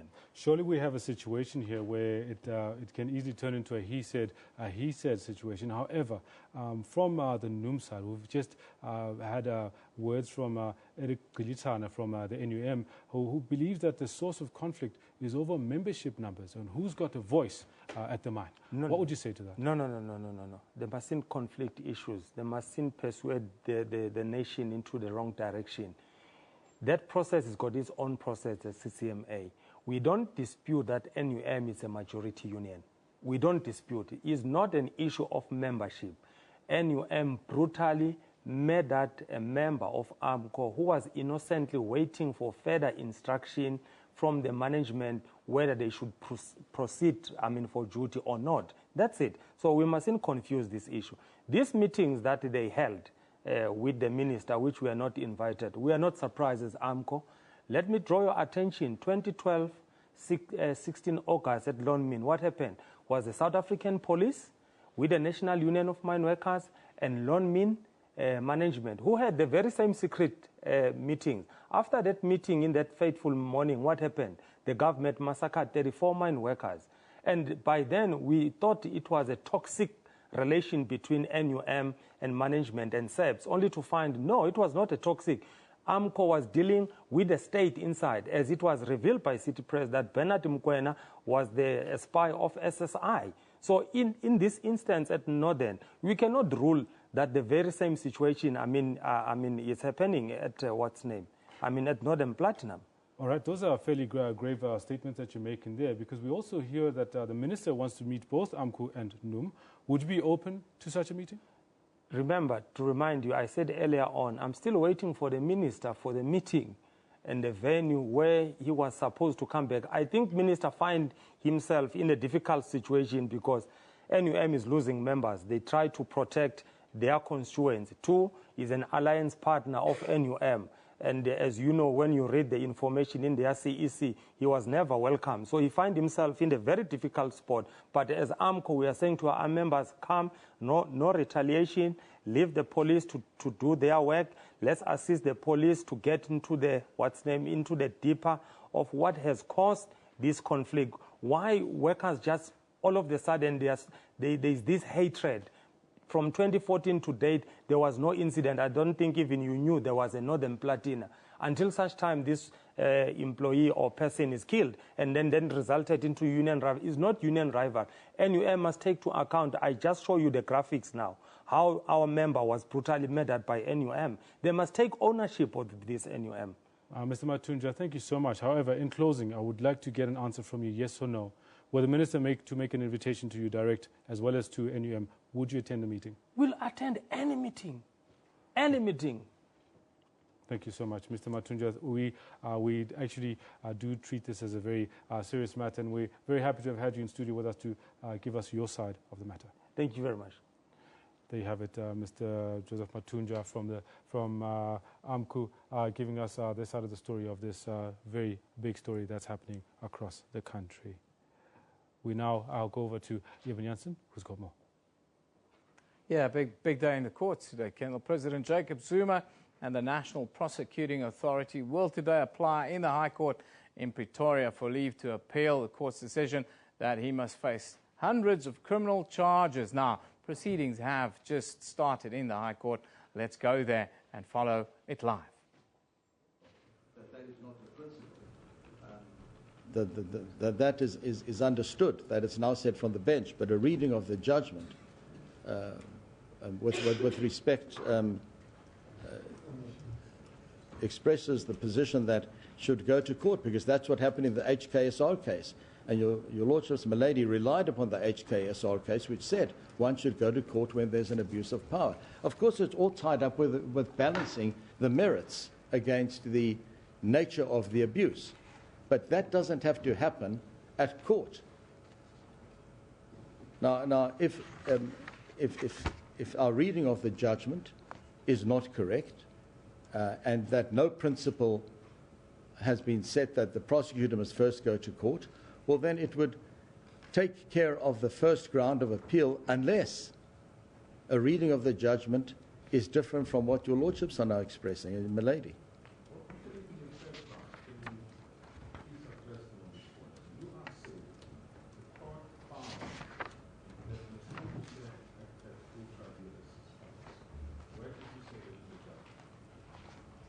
No, we say in effect that is the finding. If it is so that he must first go to court, if it is so that he must first go to court and get the court to allow the charge to be withdrawn, then it would mean that he acted ultra vires his powers. So, well, yes, that is said, and I'm going to deal with that ground, where we say it's not irrational, but the first ground was that on our reading of the judgment, the position is that he must first go to court. If your lordships are saying that that's not the case, that only applies in the present matter, well, then we have what the court says, but we brought the application to appeal on the basis of which we read the judgment, which says that he should first have gone to court, and that is what was said in HKSR. You must first go to court. Now turn to the second ground.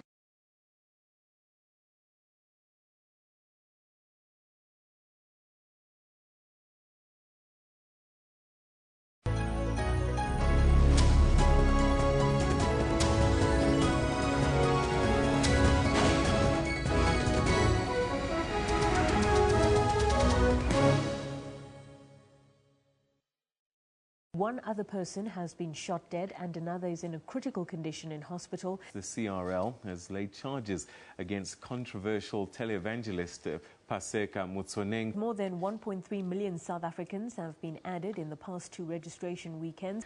The International Monetary Fund warns that policy uncertainty could dampen economic growth in South Africa. And all eyes are on the new Bok coach, Alistair Coetzee, his challenge to keep everyone in the country happy.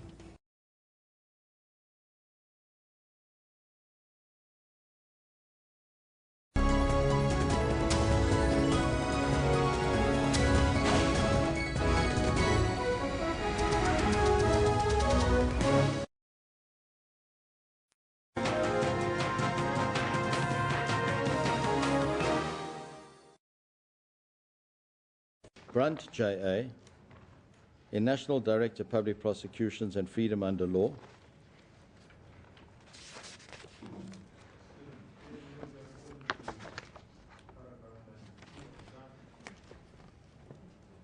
(92) The last 2 sentences, my Lord.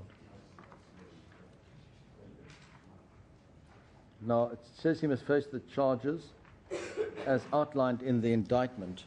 We've referred to the decision in Brunt, of Brunt, J.A., in NDP versus Freedom Under Law. And at paragraph 33, I won't read the full paragraphs, I'll only read the pertinent portions. Justice Brunt said, according to the NDPB's argument, the withdrawal of the criminal charges in this case must be understood against the background of Section 6 of the Criminal Procedure Act. This section draws a distinction between the withdrawal of criminal charges before an accused has pleaded, that is Section 6A of the NPA Act, and the stopping of a prosecution after the accused has pleaded, as contemplated in Section 6B. So where it's a 6B and he's already pleaded, the court must find him not guilty. Whereas the 6A, they can withdraw the charges and they can charge the accused later. And at paragraph 34, Justice Brunt says, I do not believe a decision to withdraw criminal charge in terms of 6A can be described as provisional just because it can be reinstituted. It would be the same as saying that because a charge can be withdrawn, the institution of criminal proceedings is only provisional. As I see it, the withdrawal of a charge in terms of Section 6A is final. The prosecution can only be recommenced by a different, original decision to reinstitute the proceedings unless and until it is revived in this way, the charge remains withdrawn. And then in the matter of the National Director versus Zuma in 2009, that's the judgment of Justice Harams after the Nicholson judgment. At page 75, paragraph 75, Justice Harams said, in addition, as held by the Constitutional Court, as soon as the matter had been struck from the roll by MC Mangje, the criminal proceedings were terminated and the proceedings were no longer pending. Removal of a matter from the roll aborts the trial proceedings. The effect of this is that what went before the Mshe decision was spent and a new decision to prosecute was required. The Mshe decision was not simply a review of the Ngcuka decision, which was no longer extant. So the point of all of this is the following. Once the charges were withdrawn, once Mr. Zuma went to court, after the announcement on the 6th of April that the charges were the prosecution would be discontinued, 2 days later, Mr. Zuma went to court. And in court, the charges were withdrawn. They're therefore off the roll. And the only thing that can happen now is it doesn't reinstate the charges. We disagree with our learned friends for the third respondent, for Mr. Zuma. That the court found that the charges are reinstated. They are not reinstated, but the court cannot order that he must face the charges in the indictment. What would happen? So the question is always, do you appeal a judgment or an order or both? It's a complex question, because if you have, for example, a delictual action, and the plaintiff claims wrongfulness and causation, and the court finds there was wrongfulness and there was causation, and then the court says in the order, the defendant must pay the plaintiff X amount of money. When you appeal that, you don't appeal the amount you must pay. You appeal the judgment which says that the court erred in finding that there was wrongfulness or finding that there was causation. So it's very difficult to find the distinction between the two. But may I say this, Lords and Milady, may I say this? When one looks at this judgment, and we know it's a matter of enormous public interest, and there's a statement by this court that Mr. Zuma must face the charges in the indictment, it's very difficult to say that it's not appealable because it's only a statement. It's not a reason. It's a statement that's put in that he must face the charges as outlined in the indictment. And it goes further, because what would happen if the prosecutor wants to either add charges or remove charges? But this court has said he must face charges in the indictment. And we say that the court went too far in doing that. I would... Well, in considering this, Justice Midday, I've wondered what would happen if there was no reaction to that statement by this court, and the DA brought an application against the NDPP to say you're in contempt because it's not part of the order. It's only said in the last paragraph under the heading finding. I'm sure the court would say that's opportunistic to come and now draw a distinction between what we said under finding just before we made our order. And if it's meaningless, it's not a reason, then it shouldn't be there. But it will be relied on by others. So we say that with respect, the court went too far by saying that he must face the indictment.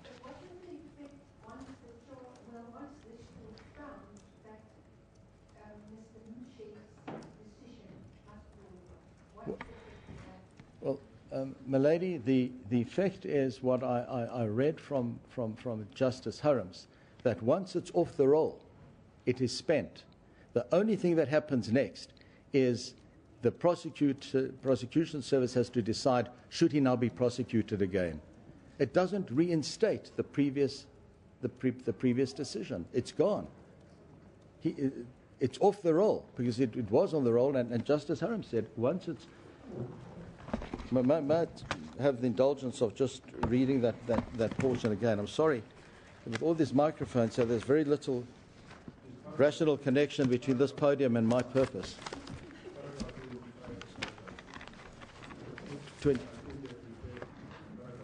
71. Oh, that judgment is 75, yes. Yes, thank you.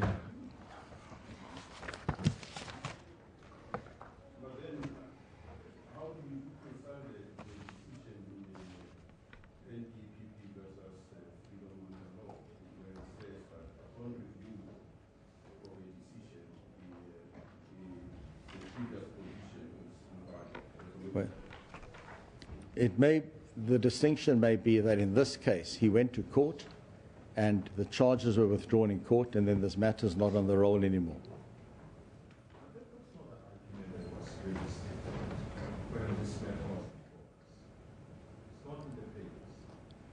Yes.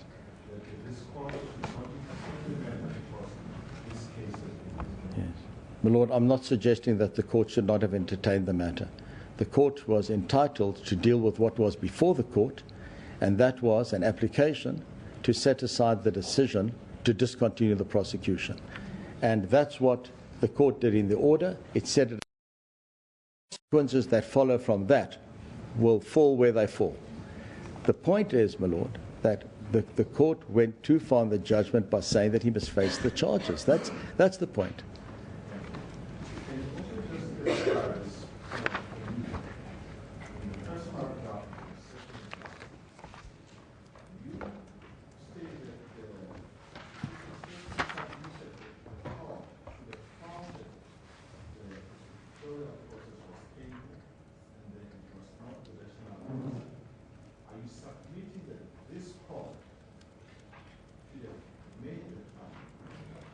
I'm sorry, my lord, which paragraph is your lordship on?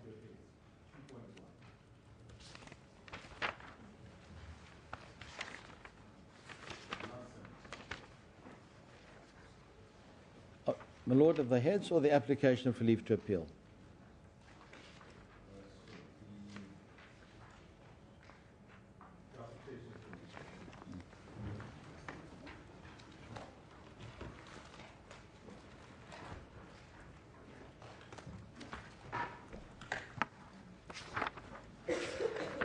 Is this of the first or of the second ground level?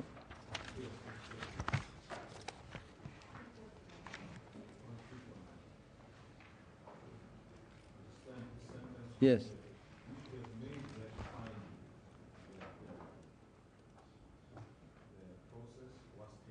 Yes, ma'am.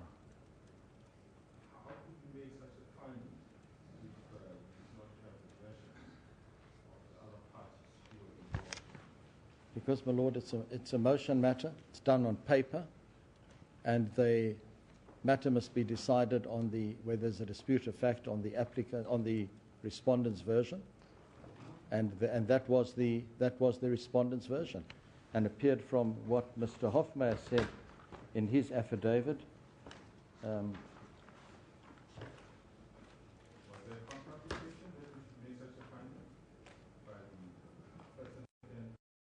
Was there what, my lord? I'm sorry.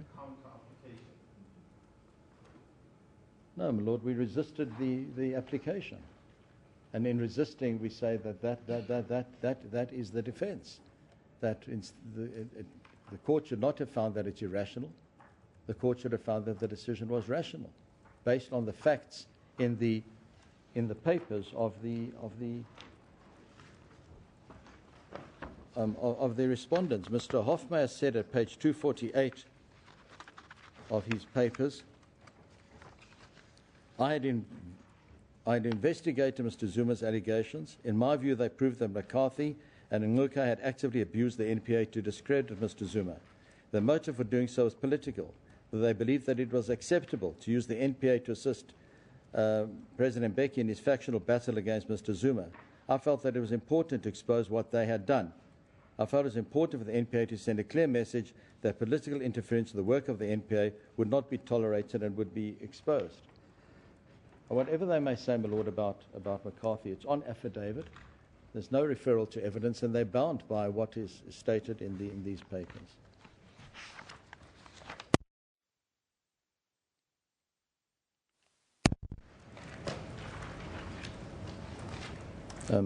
There, your lordships and my lady found that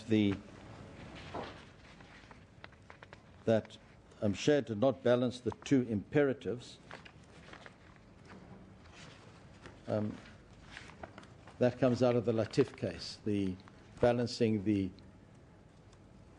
expectation that people who have committed criminal offences will be charged against ensuring that the prosecution is conducted in a fair, open, honest manner without fear, favour or prejudice. And we say that there was a balancing in the application for leave to appeal. We refer to the Latif case and what the court referred to in paragraph 63 of the judgment. The court referred to, I'm reading from the application for leave to appeal at paragraph 3.1. The court referred to Mr. Mshe's reference in his media address to the case of Rex versus Latif, in which the court stated that the judge must weigh in the balance the public interest in ensuring that those who are charged with grave crimes should be tried against the competing interest in not conveying the impression that the court will adopt the approach that the end justifies the means.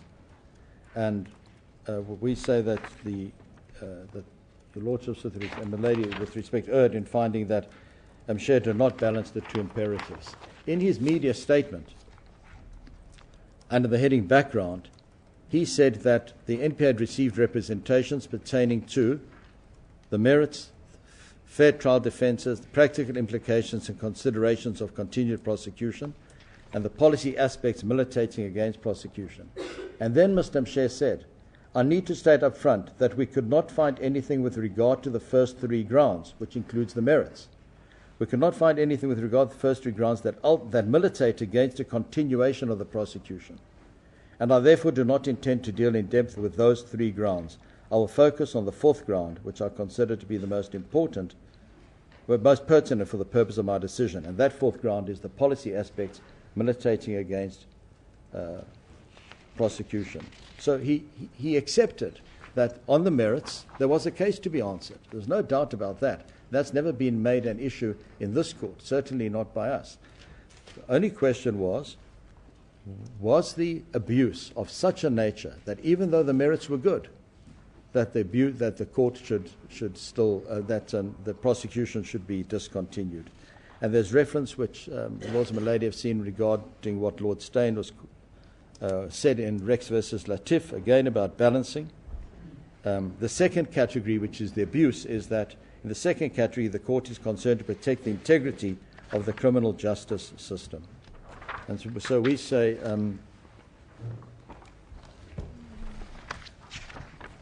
back to our heads, and under the third ground from paragraph 20,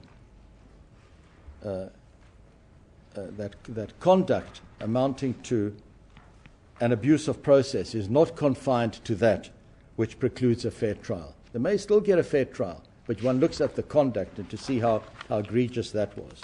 In Rex versus Maxwell, there was again reference to the principle that came out of Latif, and we say in paragraph 25, we submit that the balance of competing interests in the present matter weighed in favour of the charges being withdrawn. The kind of abuse that arose here is among the most egregious imaginable. What could be more institutionally damaging than an attempt, by manipulating the timing of service of the indictment, to swing an election in favour of a political aspirant? And we say that this seems by far the most momentous form of prosecutorial abuse.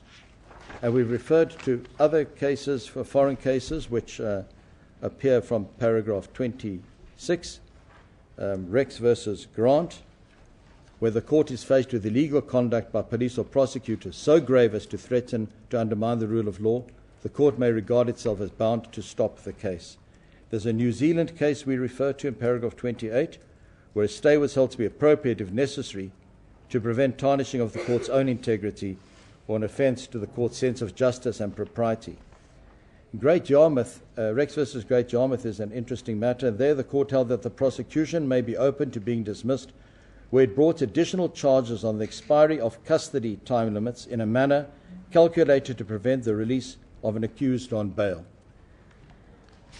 And finally, on this point, there's obviously an outcry from some quarters where an accused, where the merits are good, does not face a trial. But one balances the interest. One balances the two interests, that persons who've committed offences should be prosecuted against the fact that any prosecution must be fair and must be honest. And there's a very interesting statement from Mapp versus Ohio, which says there is another consideration, the imperative of judicial integrity. The criminal goes free if he must, but it is the law that sets him free.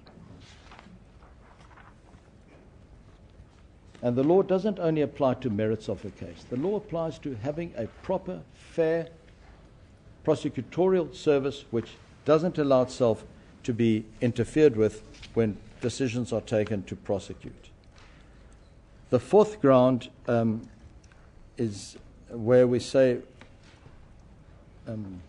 that the court misstated what the essence of our case was. And we refer to paragraph 739 and 50. I need only go to paragraph 50 of the judgment.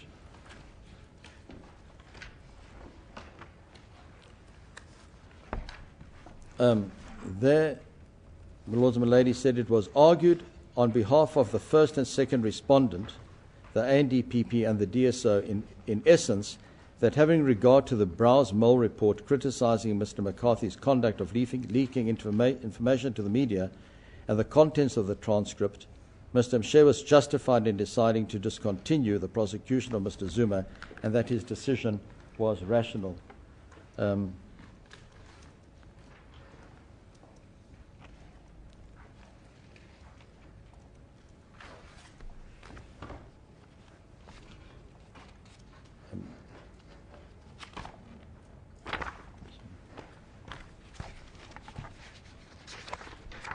In our application for leave to appeal, we set out what the essence of our case was. And we say it wasn't about simply the Browse Mole report. The Browse Mole report was simply evidence to show what McCarthy was up to, what he was doing, what his plan was, what his agenda was. Our case is set out in paragraph 4.2 of our application for leave to appeal at page 8 of the indexed papers. It was rather that the first and second respondent's case was that, contrary to the NPA's statutory obligation to make independent prosecutorial decisions, Mr. McCarthy influenced and made decisions related to the timing of the prosecution that were intended to harm Mr. Zuma's chances of successfully challenging the then President Mbeki at the Polokwane Electoral Conference for the position of ANC President, and boosting President Mbeki's prospects of retaining his tenure as such. At paragraph 4.4, in essence, the first and second respondent's case was that the conduct of Mr. McCarthy, who, qua Director of Special Operations, was in effect the head of the prosecution authority for purposes of the case against Mr. Zuma, was so egregious and the process so tainted that it was not in the public interest to pursue the prosecution. That was what the essence was of our case. The Browse Mole report, of course, is very important, but that just was evidence to show what the abuse was, what was behind the abuse, and why he was doing what he did. The fifth ground is the rational link. Again, if I may start with our application for leave to appeal at paragraph 5.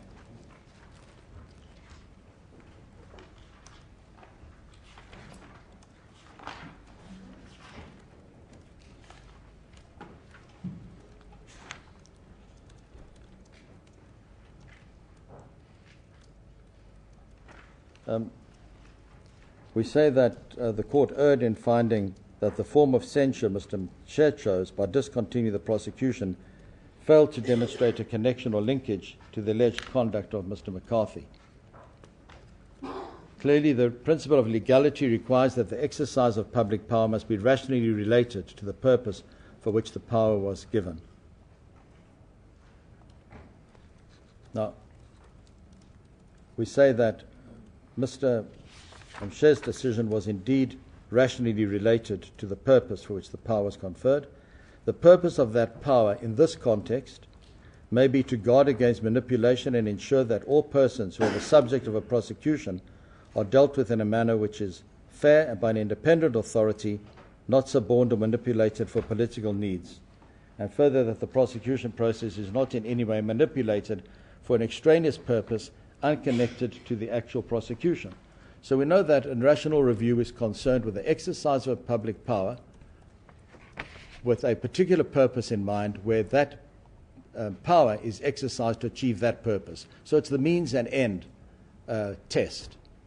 So there's got to be a rational link between the exercise of the power and the purpose. And the power being exercised is that of the prosecutor, to prosecute or not to prosecute. The end purpose is to ensure that all persons are prosecuted who should be prosecuted, but it's done in a fair and proper and reasonable manner. So what is the link between the two? The link is to ensure that there is no abuse between the exercise of the power and the purpose. And we say that that purpose was not achieved. The means did not justify the end. It wasn't let's charge Mr. Zuma on any basis, regardless. They had to follow a fair and proper prosecution. And your lordships and Milady quoted in the judgment from the judgment of Justice Harams in the matter of the NDPP in the appeal from the Nicholson judgment. The court quoted paragraph 37, but did not refer to paragraph 38.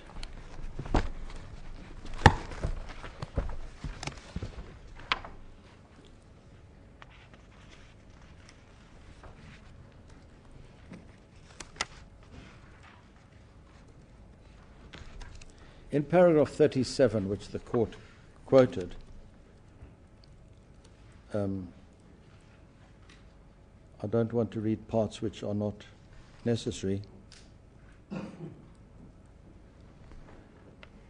At the top of page 295, a prosecution is not wrongful merely because it is brought for an improper purpose, says Justice Harams.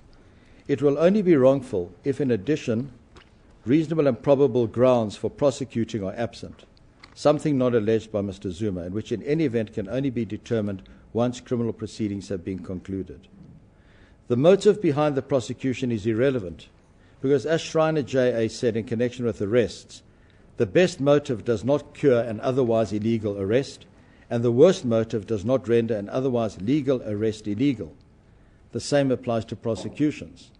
And then Justice Harams goes on in paragraph 38 to say this. This does not, however, mean that the prosecution may use its powers for ulterior purposes. To do so would breach the principle of legality. The facts in High State Entertainment versus the Minister of Law and Order illustrate and explain the point. The police had confiscated machines belonging to High State for the purpose of charging it with gambling offences. They were intent on confiscating further machines. The object was not to use them as exhibits. They had enough exhibits already, but to put High State out of business. In other words, the confiscation had nothing to do with the intended prosecution, and the power to confiscate was accordingly used for a purpose not authorized by the statute. That is what ulterior purpose in this context means. And we say that is analogous to the present situation. This prosecution was used for another purpose. We're not going to the merits. We accept that on what he had before him, for purposes of this case, the merits are good, for purpose of this case.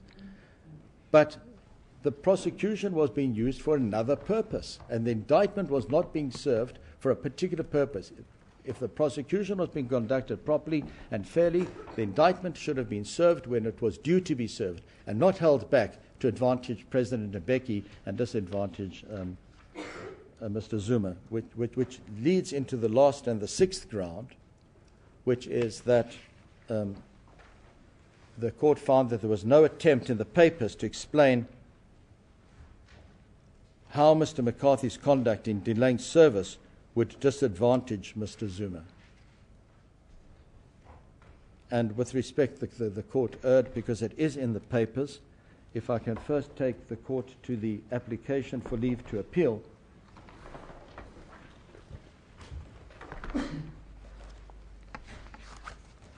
When dealing with the sixth ground,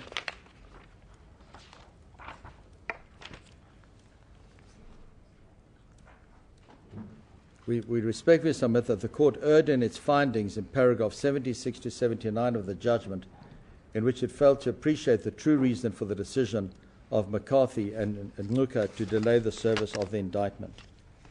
It is common cause that Mr. McCarthy and Mr. Ngcuka were bent on ensuring that the indictment was served after the Polokwane conference, where President Mbeki and Mr. Zuma would be vying for the presidency of the ANC. Then Hofmeyer states in his affidavit, and we quote that, he says, before the Polokwane conference, Ngcuka and others opposed to Zuma debated amongst themselves whether or not, I'll add in it, because he just says whether or not Mbeki's chances, so whether or not President Mbeki's chances of retaining the ANC presidency would be strengthened by delaying the prosecution. Correctly or incorrectly, they believed that President Mbeki's chances of defeating Mr. Zuma would be strengthened if the prosecution were to be delayed. McCarthy did as he was asked to do, although it was clear that at times he did not agree with Ngcuka's instructions. Ultimately, McCarthy ensured that the prosecution was delayed. He did so for one reason only, to bolster President Mbeki's chances of successfully defeating Mr. Zuma. And then in our heads of argument on the same point, we, under the sixth ground, we refer to what Mr. Hofmeyr said in regard to the Business Day article, which was discussed in the transcripts. And Hofmeyr says the gist of the article was that uncertainty about Mr. Zuma's prosecution were harmful to his prospects of successfully challenging President Mbeki for the position of ANC president. For as long as there was not a clear decision to charge him, it appeared that it was more difficult for Mr. Zuma to claim to be a victim of political conspiracy.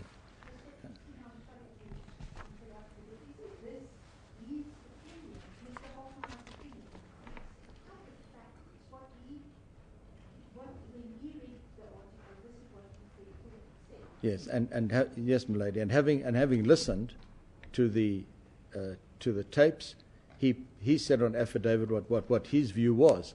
Now, if somebody else expresses an opinion that wasn't the purpose,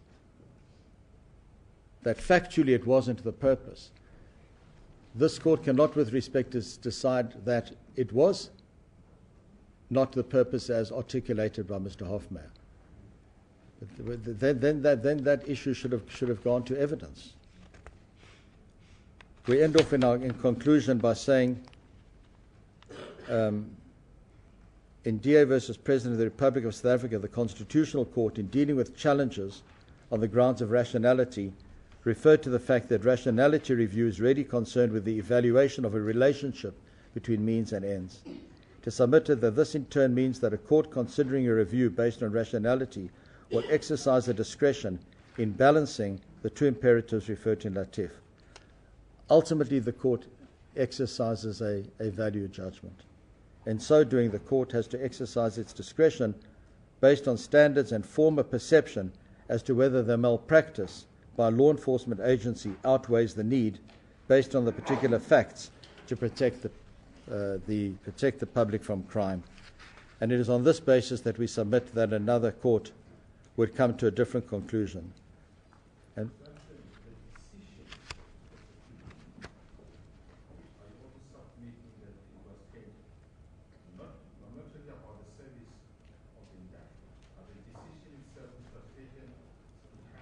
no, my lord, not submitting that. The process became tainted when it was found out what the prosecution was being used for. Other than to prosecute Mr. Zuma, it was also being used for the ulterior purpose of ensuring that President Mbeki retained the presidency of the ANC at Polokwane. And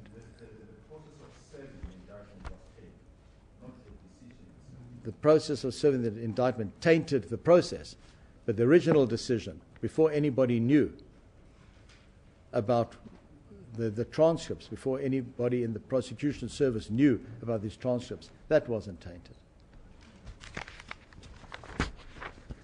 So we end off by saying it is on this basis that we submit another court would come to a different conclusion. This is a case which impinges upon vital constitutional questions of peculiar public interest. And this in itself constitutes a compelling reason why leave to appeal to the Supreme Court of Appeal should be granted. And we also submit there's a reasonable prospect of success. And the issues in this case, my lords and my lady, they are of great constitutional import. They concern the President, they concern powers of the NPA, and there are certainly compelling reasons in a matter of this nature why leave to appeal should be granted. So we would ask the court respectfully to grant leave to appeal to the Supreme Court of Appeal.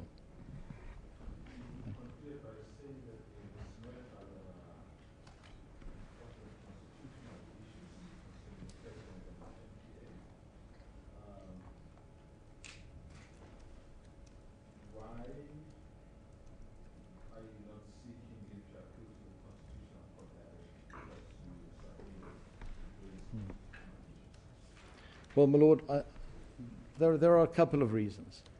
In the first instance, I think one must respect the structures, and not and one should go through the SCA. Secondly, the Constitutional Court does not only deal with constitutional issues now. The SCA can deal with them as well. The test now in the Constitutional Court is whether it is in the interests of justice for the matter to be heard, and that would be the jurisdictional ground why the Constitutional Court can hear any matter now, even if it does not have a constitutional issue, and if it involves an important legal argument of public interest. But I think importantly, the Constitutional Court, as I understand it, has said on more than one occasion that they don't want appeals directly to that court. They want the benefit of the input of other courts as well. So there's no reason why they should not have the benefit of the Supreme Court of Appeal. Thank you.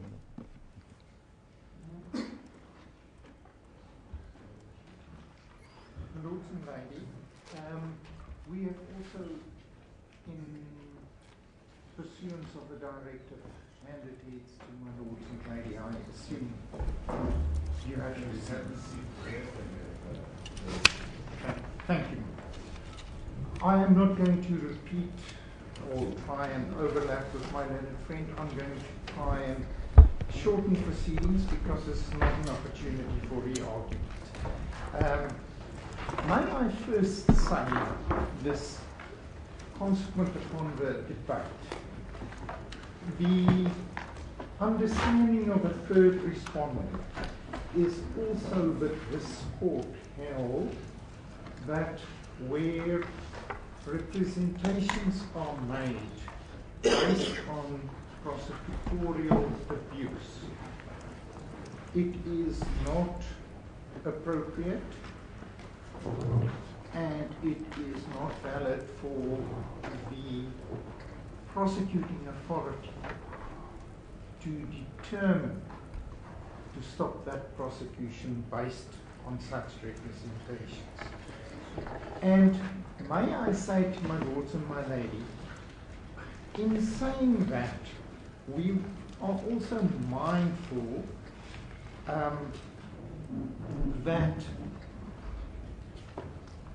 that was actually what the DA tried to argue before you. And I'm going to refer to them as a DA rather than applicant, respondent, etc. They still argue it in their heads before you today.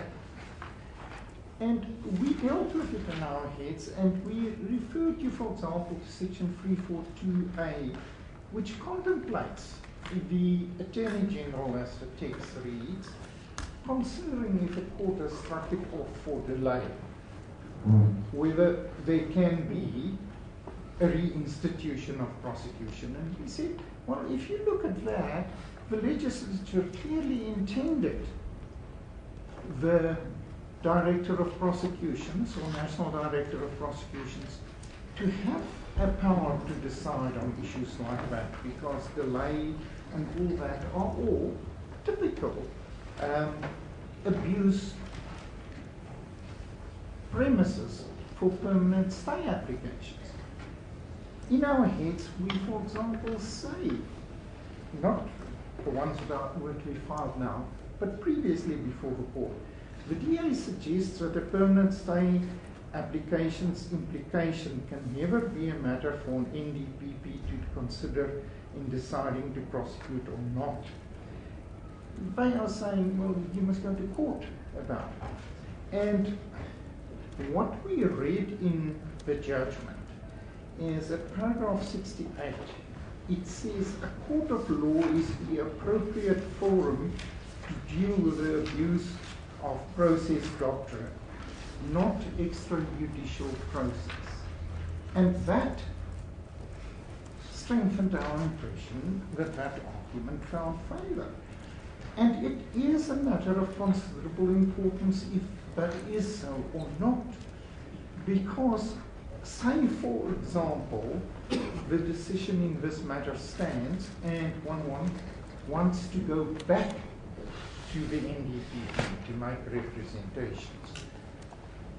Are representations like that at all relevant to make to you? Because if he should not or cannot, or it's not appropriate for him to decide on that, one is simply wasting your time making representations about that. Now that issue, if nothing else, has got to be cleared up by the highest courts in the land. And my lords and ladies, my learned friend is quite correct that even if we want to go directly to the Constitutional Court, as I understand the Constitutional Court's jurisprudence, it says where it is feasible they want the input of the Supreme Court of Appeal. You go to them as a measure of last resort. That's why an appeal would be appropriate to the SCA. And my Lord, we do say that contention by the DA, which it may be that got reflected in too broader terms, unfortunately, in your judgment, is indeed quite incorrect. And indeed, it cannot be that if we now bring a permanent stay application following this, that the NDPP cannot at some stage say, look, I've read your permanent stay application. I have to, as iconic counsel for the NPA previously said, we would have to concede a great many things in such an application. It cannot be that the NDPP cannot say, look, this is hopeless, we've got a hopeless case. We're not going to proceed further with it. And what it seems certainly the dicta that my learned friend has referred to, and the ones that we have referred to you now, and the DA's argument is that that is exactly what they're trying to say. Now, if they're trying to say that, it is a matter of great importance that we do have resolution of that, because we say they are fundamentally wrong. And it's not only a question of the NPA's powers, etc. It's also a question of accused people generally. What right do they have to make representations, and what can they base these representations on?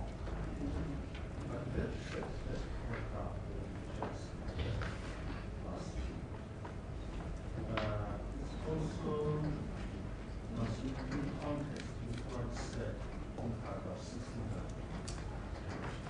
We in paragraph 69 was always his view that the court would be the appropriate court. Suddenly, he decided to change. In fact, it was always his view and the view of the team that, as it was quoted in the letter that they had prepared with what he said, to the five attendants, they said, well, I do not consider that this matter itself will prevent the client from being covered. If your client views are wrong in this assessment, then we will have the opportunity to get with the court in this intended investigation or to in trial itself. It's always is the matter. My Lord, the NDPP can always say to any accused who makes representations to you, to him, look, I'm not persuaded. It's always open to you to bring a permanent stay or to have a go at this in your criminal trial.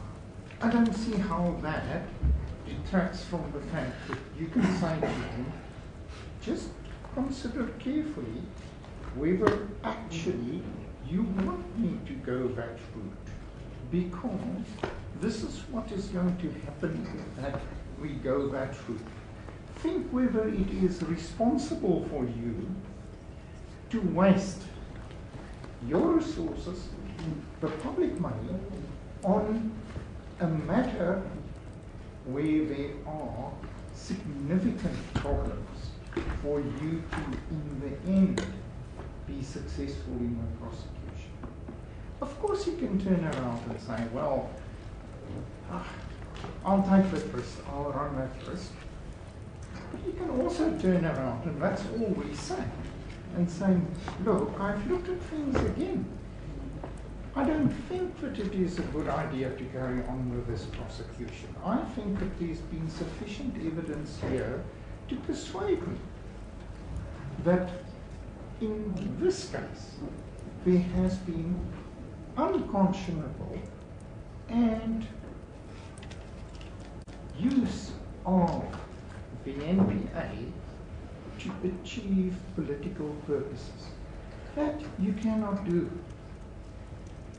There are jurisprudence all over that says that you cannot do that.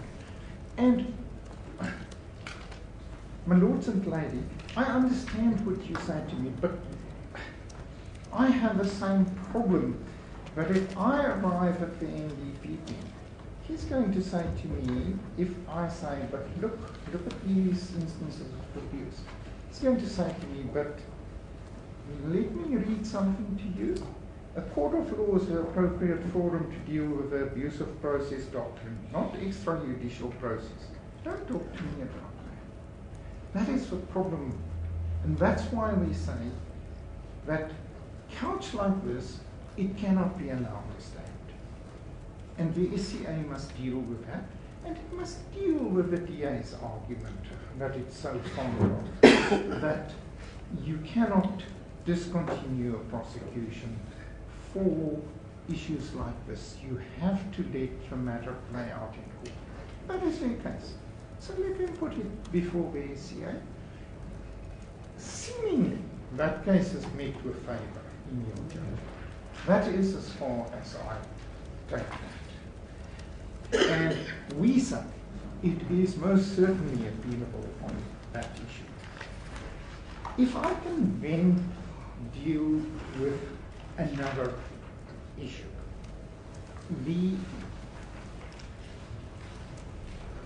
what we contend on the rationality issue is, we say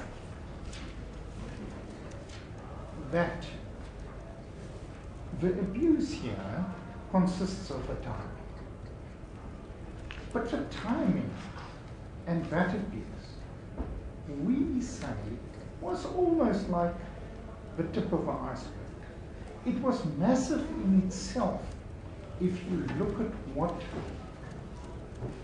it was being used for, what the objective was of manipulating the time.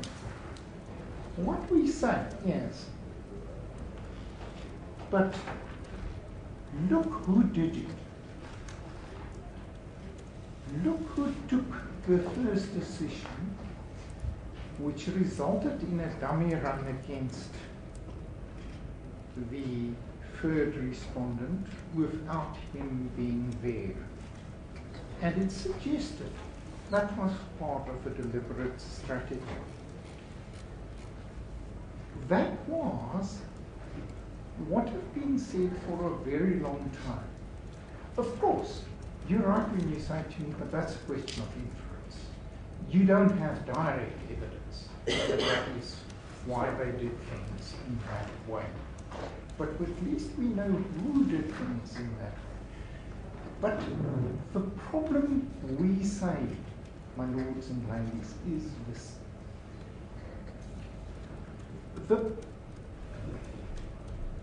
is talk in this case, and the DA hangs his cap on things not being proven. But we were not in a mini trial before the NDP. Decisions to litigate or not to litigate or to continue litigation they are not made usually on proven facts. Proven to whom? On what measure? On what yardstick? Beyond reasonable doubt? Possibly? Balance of probabilities? That is not, as I understood it, how any litigant makes decisions about what he is going to do in a prosecution. In this case, my lords and ladies, what you do have, we have explained carefully to you, and it is irrefutable that when the third respondent brought his permanent stay application, and that is where it's now being said we must seek justice. When he brought that permanent stay application, he did not know about the grass mold investigation and its illegality. It was in response to that, and note the identity, that the chief prosecution witness was Mr. McCarthy, who deposed to the papers resisting the permanent stay. We have quoted to you what he told the High Court dealing with a permanent stay. He said, we have dealt with this case in the highest ethical manner. There are no irregularities or illegalities or anything like that. Everything has been done very properly. We've quoted that to you. It later transpired, unbeknown to us, unbeknown to the judge who sent Sadly, that that was blatantly untrue. At that stage, that was 3 weeks after Mr. Mutapoli, and he went on oath to say that both in oral evidence later and on affidavit. 3 weeks before that, he told Mr. McCarthy, "You busy with something completely illegal. Stop it immediately." We now know that he did not stop. You don't see anything about this in the heads of the DA. You don't see much in the affidavit. You don't see, even though they managed to procure the affidavit of Mr. Downer and so on, anybody taking issue with that. Now what we're saying, when you look at a rationality review and you ask whether in the material before the person, would that justify his decision because it's an objective test, rationality. We have quoted you the pharmaceuticals case. It's an objective test. You look at what happened, you look at the purpose of the powers, etc., etc. And you ask yourself, was it irrational? If you look at all that material, is it irrational to say that this prosecution is tainted? And what we say to you, it is not irrational. We have quoted to you case law from English law, and you will recall that in a full judgment, when dealing with reviews of prosecutorial decisions, the court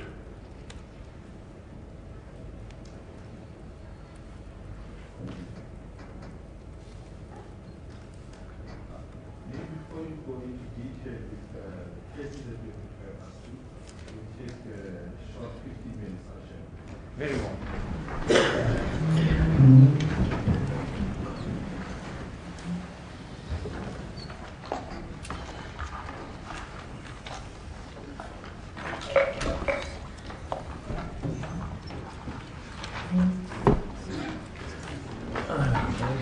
Corinne, you know what we need?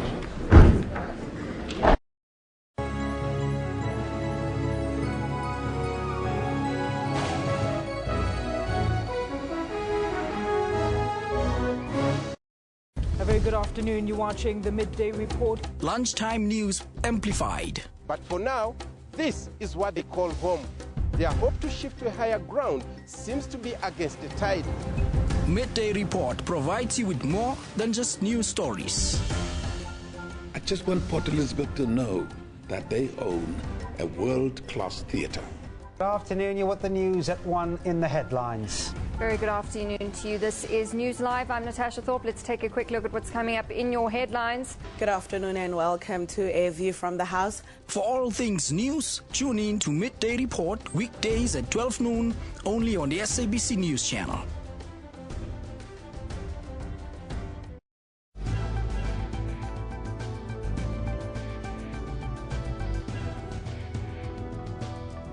There are no permanent enemies or friends in politics.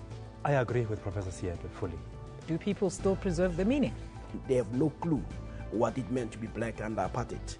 Acting Police Commissioner Phahlane dropped a bombshell in Parliament this week when he suggested there could be a possible cover-up. What do you think of this story? What kind of problems were those, Vuyo, if I can just get in there quickly? Every corner or sphere of our lives has become a site of struggle. Watch Media Monitor with me, Alicia Jali, Sundays at 9 a.m. only on the SABC News channel.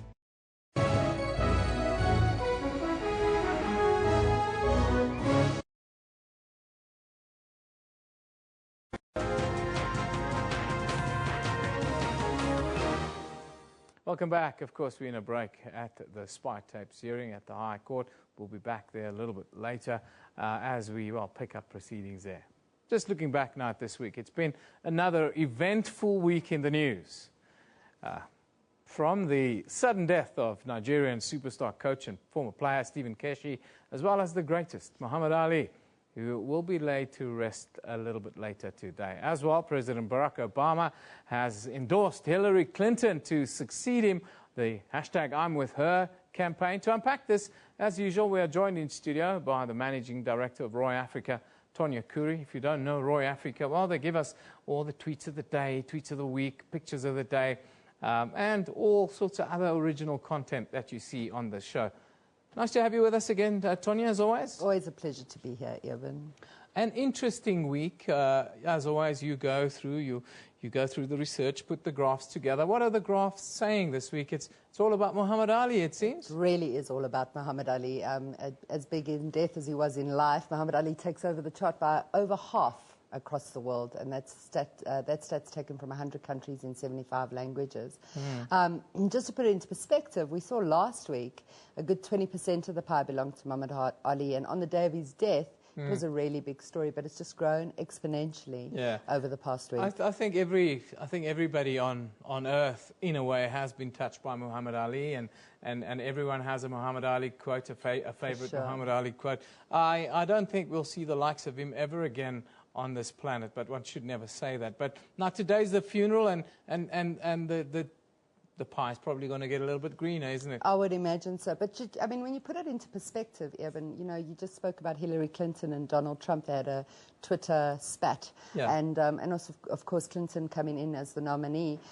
That combined doesn't even come close to Muhammad Ali. And we've seen traditionally that Donald Trump takes over the chart at a big rate. So everything else is dwarfed by it. The only other story that may have made an impact in the past 7 days is the EU referendum in the UK for exiting the euro. Brexit coming in at 4.42%. Even the Stanford rape story, I mean, that was a big social media story. Hardly made an impact on the charts against Ireland. Yeah, that Stanford rape story is really an interesting one. They sort of painted some analogies. It's really shocking how justice is served in America But I want to quickly touch on the little purple chart there, because it's one of my favorites. Still Prince. there. They're still talking about Still the little guy. talking about Prince, yeah. He's been in the charts for a very long time. So as far as celebrity stories are concerned, Prince is still there, 2.36%, making him bigger than Syria. In the situation in Syria, the Zika virus. So Harambe, the gorilla, they're still talking about the gorilla? Yeah, but it's definitely dissipated. We saw last week it was a good 12%. It's gone down to 1.2%, so almost a tenth of the size. So it's quickly faded. No, yeah, of course, on the African continent, it's been a week of mourning for Stephen Keshi. Yes. We see a half a point internationally. He really was an international icon, but that dwarfs him when you when you sit next to, or when you, in this case, pass away next to Muhammad Ali. Yep, it's sort of right. It's sort of not going to be that kind of high profile. But what is it being reported and seen like here on the continent and in South Africa? I think there's it's been quite endearing to see the tributes, the rest in peace messages, and some beautiful images coming out of Nigeria specifically. So yeah, but again, Muhammad Ali certainly took the lion's share. No, we're here with the top social media trends in South Africa, we have to add, over the last 7 days. Just give us a quick overview before we kind of tap into some of the stories of the week.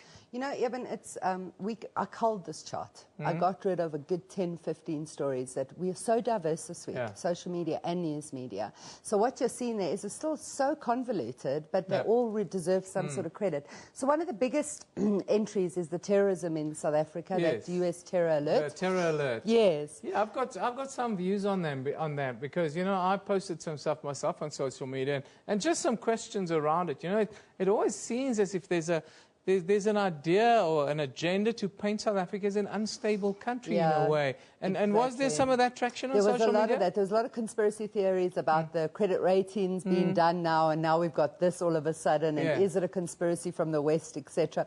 But I did laugh at South Africans because once that story broke, the comments on the news timelines were like, well, if you're going to bring a terrorism attack to South Africa, you better be ready. Yeah, you better be ready. Yeah, you better know what you're doing. Coming one down there, of course, the SABC and our COO, Mr. Mutsuneng.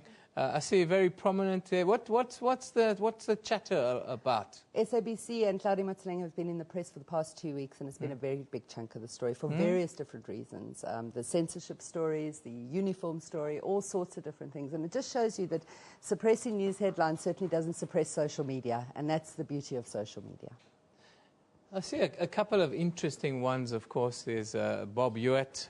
Uber is in there. What are people still talking about Uber? Is it still about the fighting between meter taxis and Uber? Or is it pricing going on, still a little bit of a war going on. And what's interesting is how little Bob Hewitt got. I would have thought that there would be a lot more social media traction about Bob Hewitt. So that was marginally small. One of the stories I thought would be bigger than it was the ANC members that were shot in Pietermaritzburg. Yes. Only coming in at 1.23%. And I thought that would have been a bigger story than it was. I think maybe we're losing appetite for scandal and murder and mayhem a little bit in South Africa. That would be a very sad day. Yeah, I'm in the news business, and you know, if it bleeds, it leads. That's kind of how it is, and I think we've become a little bit desensitized as to what happens day to day. Summer Awards. I wanted to talk to you about that because you know there was some interesting pictures that came out of the Summer Awards. Some of the ladies they say they were very well dressed, but I say they weren't very well covered. Is that being polite? Yeah, it is being polite. Somewhere it's made a big chunk. I don't know if it was just about the dresses. Traditionally, it does come through as quite a big story on an annual basis. 5%. So when you put that into perspective, bigger than Bafana. So yeah, pretty big story, I'd say. Oscar Pistorius is a fifth of the size. So there we go. I wanted to touch on Oscar Pistorius, 1%, and this is in South Africa, which shows that we've kind of had our way with Oscar now. We're done with him and we've kind of moved on. Yep. Do you expect on Monday when he goes back to court for sentencing in this new thing for there to be another spike? I mean, we like a media scrum, don't we? We do like a media scrum, but I think we are done with Oscar. So I think there will be something, but it'll be short-lived and it'll die as soon as it unfolds. I think that's what we're looking at now. For the past sort of 6 to 8 months, any Oscar story doesn't really make an impact on the chart. It's astounding, given what happened before, the biggest story in the world. Well, I can tell you he's just just signed a deal with ITV to do an interview. So that would be very interesting to hear his take. It will be his very first interview on television. Also, it will only be aired after this legal proceeding is finished, the sentencing procedure. So I think that might be a little bit of a spike, because people will be interested to hear what Oscar himself has to say eventually, years later. And I think also being an international story, I think that'll be, we might see an impact on the chart. Tony, fantastic. Great to have you with us as always, bringing us an interesting take on the news and how we consume the news, which is very much the principles of the Newsroom show, for us to interact with you, because your view in today's world is as important as ours, as is yours, Tonya. Thank you for joining us. You're welcome. Great. Time for us to take a short break here with Newsroom on SABC News. I think we're going to have a little bit of sport right after this.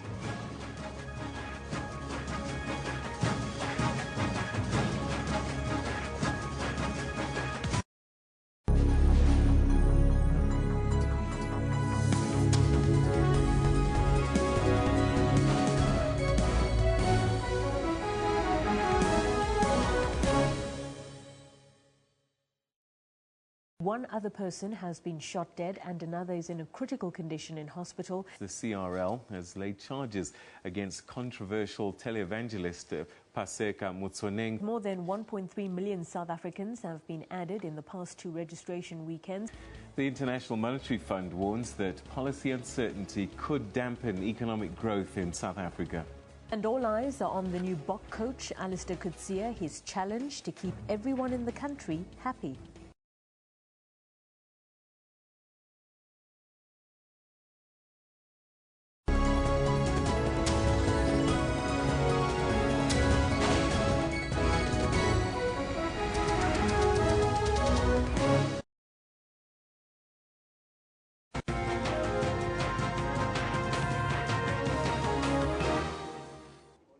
Welcome back. My name is Kendall Makamat and I've got your sports on Newsroom. I've retaken my cap from Eben. It's a new era as far as captain and management are concerned, but 11 of South Africa's starting 15 for Saturday's rugby test against Ireland in Cape Town featured in the Springboks' last 2 test matches. Springbok coach Alistair Coetzee has named Faf de Klerk as the only uncapped player in the starting team. Flank Siyakolisi centre Lionel Mapoe and wing Lwazi Mvovo are the others who didn't feature in the 2015 World Cup quarter-final or semi-final matches in England. Coetzee said, although that the squad has only been together for 2 weeks, they are well prepared for battle and that the attitude and energy of the players has been brilliant. Coetzee has included 6 players in the Matchday 23 who did not feature at the Rugby World Cup last year. They are the Lions trio of de Klerk, Mapoe and replacement loose forward Warren Whiteley, as well as fly-off Alton Yankees tight head prop Julian Redlinghuis and hooker Bongi Umbanambi, who will also be on the bench. When I got appointed, you guys asked me if it will be enough time to prepare the side. I can tell you this much, we are well prepared for this one. And once again, because of the leadership that we have in the team and the work ethic of the players and fantastic, great attitude of the players. So, yeah, looking forward to the start. Amongst the backs, it's a Sharks back 3 of Willie Leroux, JP Peterson and Lomwazi Mvovo. Damien Dalende partners the inform Mapoe at centre, and the Klerk plays alongside Pat Lambie, who earns his 50th cap. Yeah, I felt a bit unreal and just overwhelmed with excitement, and I can't wait to put on that jersey and run onto that field and I'll just take everything in, and just gonna be in the moment. Tenda Matawarira, Captain Adrian Strauss and Frans Malherbe make up the front row, with Eben Etzebeth and Luther Jager the lock pairing. The experienced Dwayne Vermeulen and Frans Willow make up the back row, together with Sia Kolisi, who earns his first start. Alistair Coetzee has chosen his first Springbok Matchday 23. Victory over Ireland will be a major boost and a step in the right direction. Defeat will be a severe setback and put the honeymoon period under extreme pressure. Craig Murray, SABC News, Cape Town. Now on to athletics news, where Daphne's keepers ran 21.93 seconds to break the 200 meters diamond record in Oslo, while Laura Muir moved to second on the United Kingdom all-time list with a 4 minutes 19.12 seconds Scottish mile record at the Bislett Games. Athletes from across the world are using this series to prepare and fine-tune for the Rio Olympic Games in August. Good start there from the Kippers. Clocking a world-leading 21.93 seconds time this year, world 200 meters champion skippers took 0.01 seconds off Gwen Torres' long-standing meeting record from 1994. She also broke the Diamond League record. She stormed over the line to win by more than half a second. Stepping at the line, 21.94. Four-time winner of the Bislett Dream Mile, Asbel Kiprop, got his fifth win in Oslo. The Kenyan, a triple world champion and 2008 Olympic champion, crossed the finish line in 3 minutes, 51.48 seconds. Willis was there, everybody was there. Jamaica's Commonwealth champion, Stephanie Ann McPherson, won the 400 meters in 51.04 seconds, with Natasha Hastings clocking 51.38. It was a good, powerful piece of running.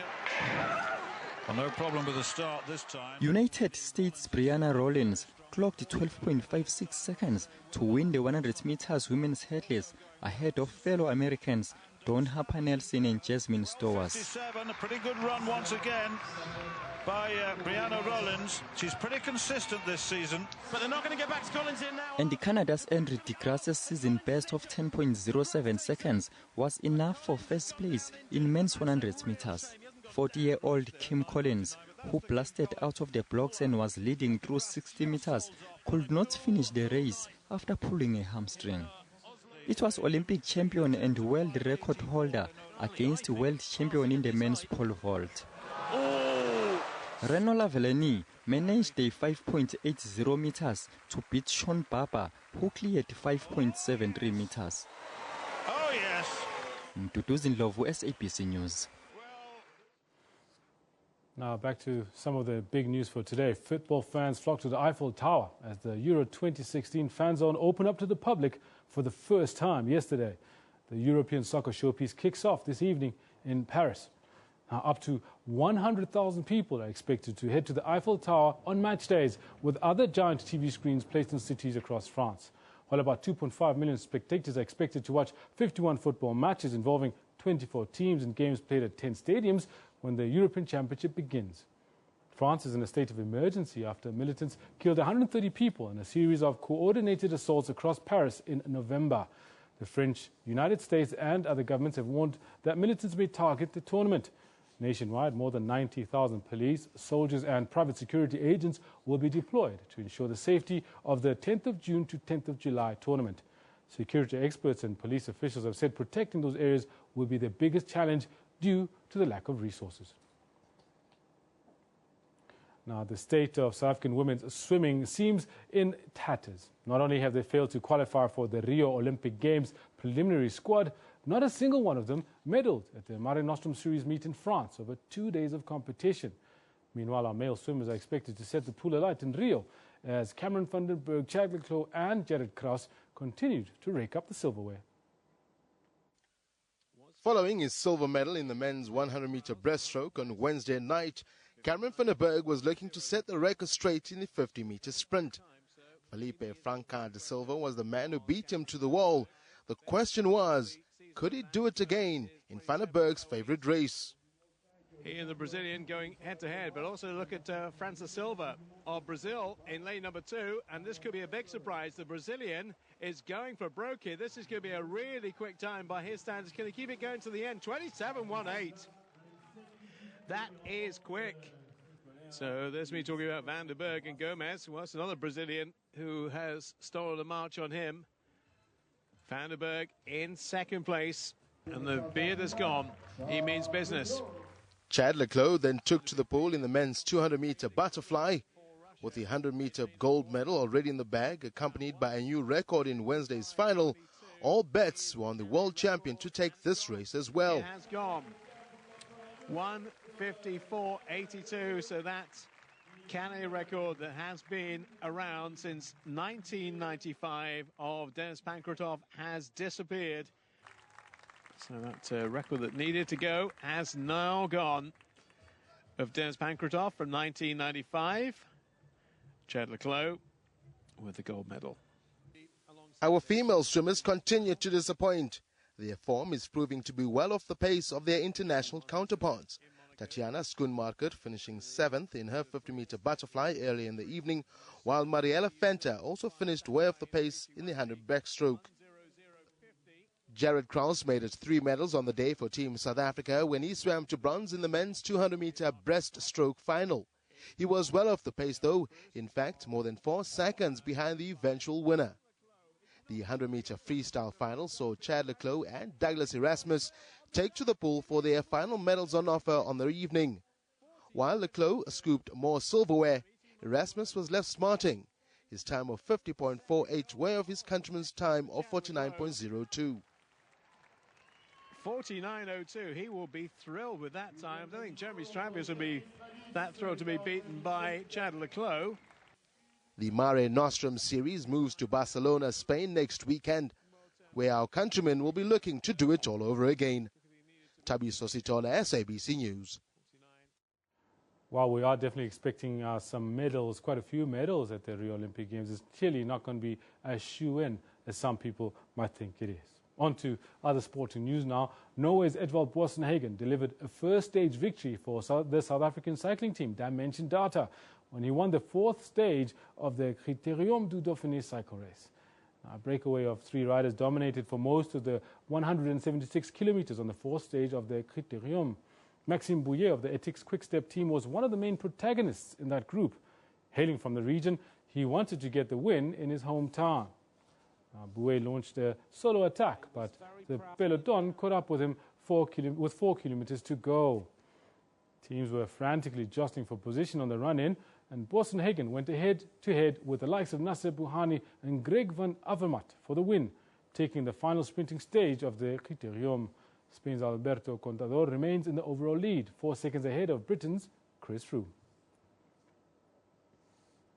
Now, motorsport enthusiasts, drivers and adrenaline junkies are excited at the return of circuit racing to the country after an absence of more than 10 years. The 2016 Sasol GTC Africa Championship was launched in Johannesburg, with the inaugural race set to take place in a few weeks' time. Multiple champion Henny Groenewald and rally champion Gugu Zulu are among the drivers who will feature for the 4 teams that will compete. Zwartkops Raceway was the scene, with motorsport enthusiasts in attendance to witness the eagerly awaited launch. The championship will consist of 7 rounds, with each race day featuring 250-kilometer races per round. A major aspect of GTC is rule stability for 5 years to ensure fair play, and that winning is not as a result of the wealth of teams, but rather driving talent. You cannot go and buy performance. You've got the performance, it's up to you to optimize the performance, it's up to you to have the correct driver in the car, and I think we're achieving that aim and that ambition. All the teams are working tirelessly. We've got massive teams in GTC, best teams in the country, I think, and the guys are fantastic. The drivers who have been staffed of competitive track racing are excited that they will now be able to showcase their talent and race against the best. We needed something that was nice, fast, and good to look at, from a visual point of view, and I think this is the right formula to do so. You've got the cream of the cream when it comes to racing drivers in South Africa, and it's good to be part of that mix, So I think from the spectators' point of view and the paying public, they'll thoroughly enjoy the experience. It's going to be closely matched, and it's going to be about the team that can get the best performance out of the handling and the chassis, and the driver that can put together on the day. So, I think it's as a driver, that's what we look forward to, where you're going to get the best opportunity to try and showcase your talent in the race car. The races will be broadcast live on TV, and more entries are expected for next year's series, with Jaguar among other editions. Pesing Katlu, SABC News, Zwartkops. Right, now the spy tapes court case that's been rekindled and revived is back in session. We go there now live to hear what's going on. With the opposition of the prosecution have said, well, this is what you've done. We're not going to allow you to continue this prosecution. It is not a question whether my lords and lady, as the NDPP, would have done that. It's not a question whether I would have done it or the SCA. It's simply a question whether that falls within the permissible ambit of the NDPP's powers. And we say, my lords and lady, that it most certainly does. In the full judgment, my lord and lady, the court specifically, if I can just get for reference, said that this is why courts don't interfere with the decisions of the DPP or the NDPP.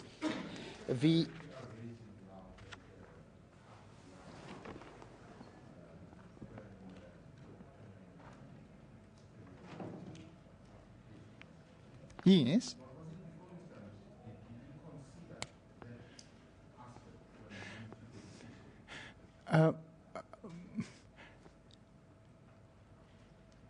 May I say this to you?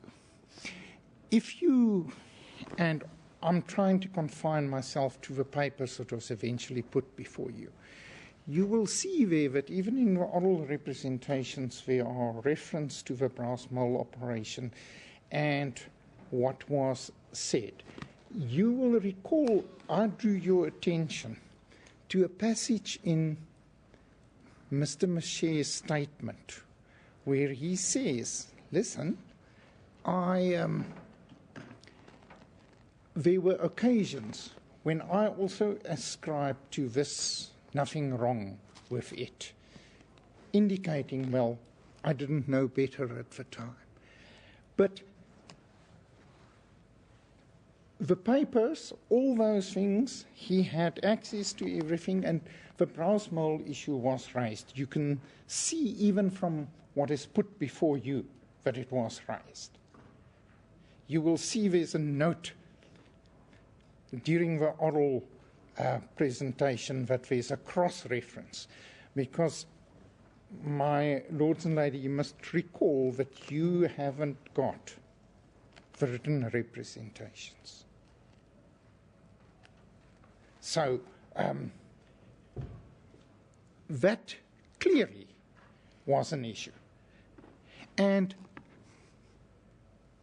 we have raised this pertinently in our papers. Nobody has come back and said, look, that isn't so.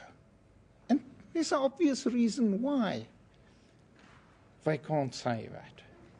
Because it happens to be true what the averments are. It is there, it's there for everyone to see. And what Mr. Hofmeyer and Mr. McCarthy did, not Mr. McCarthy, and Mr. Mache said, is when we heard the transcripts and when we heard about this, that opened our eyes to things that happened in the past. And we looked at things that happened in the past and allegations that were made in the past in a somewhat different manner. And we simply say, my lords and ladies, we do not think that that issue should be trivialized because the DA says, but Mr. Mache didn't spell it out in his statement. He was not under a duty to spell anything out in that public statement of his. What we say that there is reference to the representations, and obviously at that stage the defence had become aware of a brass mole. You will see it is explained in the papers that at the time of the permanent stay, the defence did not know about these things. That's why it wasn't raised and why we had to accept it. And you do know from the papers that what happened to the reports, they tried to shred every copy of the report. And that report is what we've said in our present heads. It was an ad hominem investigation to find anything incriminating against the third respondent in order to put a spoke into any higher office ambitions. And must make this submission because that is what I will submit to a higher court. I will say that there is no evidence to the contrary in these papers. And it is not surprising that there's not evidence to the contrary. My lords and ladies must also accept that the landscape has changed in other ways as well.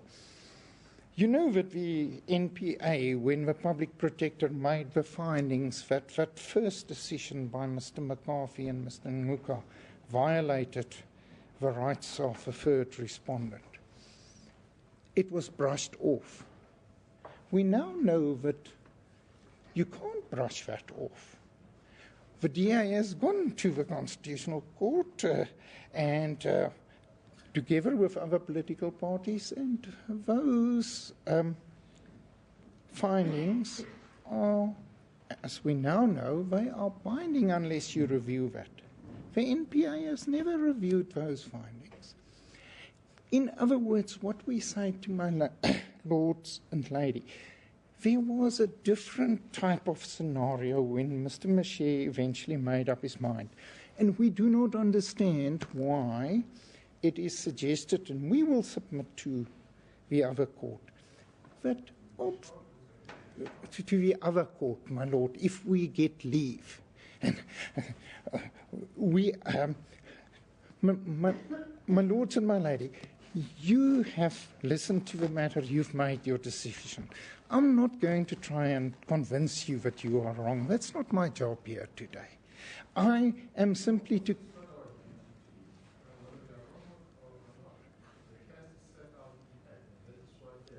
Yes.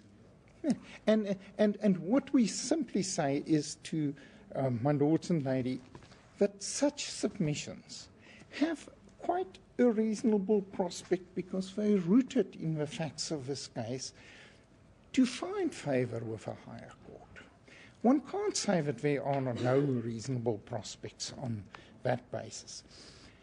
My lords and ladies, may I just simply deal with one issue about the withdrawal of charges. We did raise that pertinently in our heads. You are quite correct that it wasn't raised in the papers. And what we say about that is that redounds to the DA's disadvantage, not ours.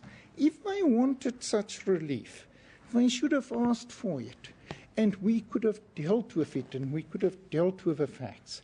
And that is what we said in our heads as well. But you didn't ask for that. And, my lords and ladies, just as in the full judgment, you will see that the court said, but you can't get this relief because at the time that you brought this application, that hadn't even happened. So how can you have such relief?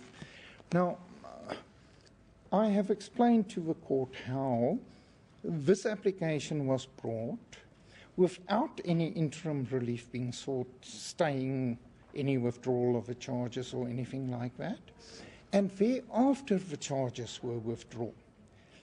It is thus not so that the relief sought was ever directed at the issue of whether the charges are just simply revived or not. In freedom under law, that was a specific issue in the one instance that was specifically addressed. It was the withdrawal of the charges that had to be reversed in terms of a relief sought. That is not the case here. And my learned friend for the NPA is quite correct when he tells you that in the saga of litigation in this matter, the courts have repeatedly held if the prosecution comes to an end, that is the end of that prosecution, and it must be then revived by an independent new decision. My lords and ladies, if one had said nothing about it, maybe it would have been in order, and one had simply, if you were of the view that the decision to discontinue prosecution was not a lawful one, simply declared that decision unlawful. Because it seems to us to be very much like a tender where you ask for the award to be set aside, which frequently would have the corollary, if asked for, that the later contract is also set aside.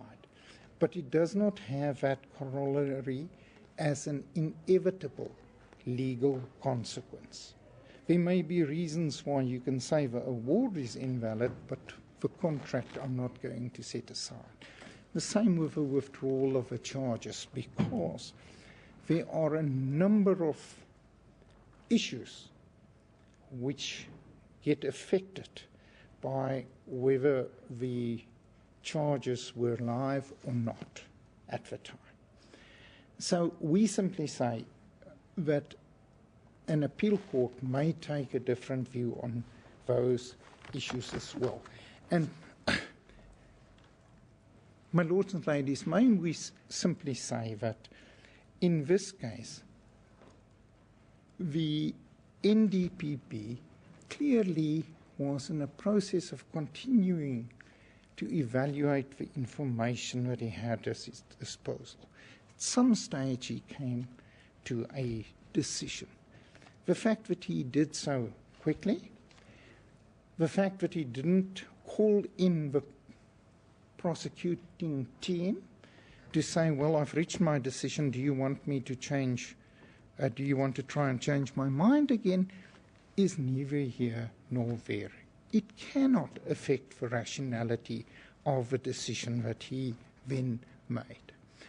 We say, my lords and ladies, that there are, of course, reasonable prospects. We also say that this is obviously a matter of considerable moment. The DA contends that it is a complex matter. There were 3 judges hearing it. It deals with an important facet of the discretionary powers of the NPA. And may I say, lords and ladies, because I sometimes have the impression that the DA treats the third respondent as just an extra wheel on this particular wagon. It has important consequences for the rights of accused persons generally as well. And it is thus a matter that simply by its nature, involving as it does the potential reinstatement of charges against a sitting president, which in itself is an issue. And we didn't deal with that issue because that wasn't raised on the papers. It is a case of considerable moment. Therefore, we support our learned friend for the NPA and the NDPP, and we do say that leave to appeal should be granted in our submission to the Supreme Court of Appeal.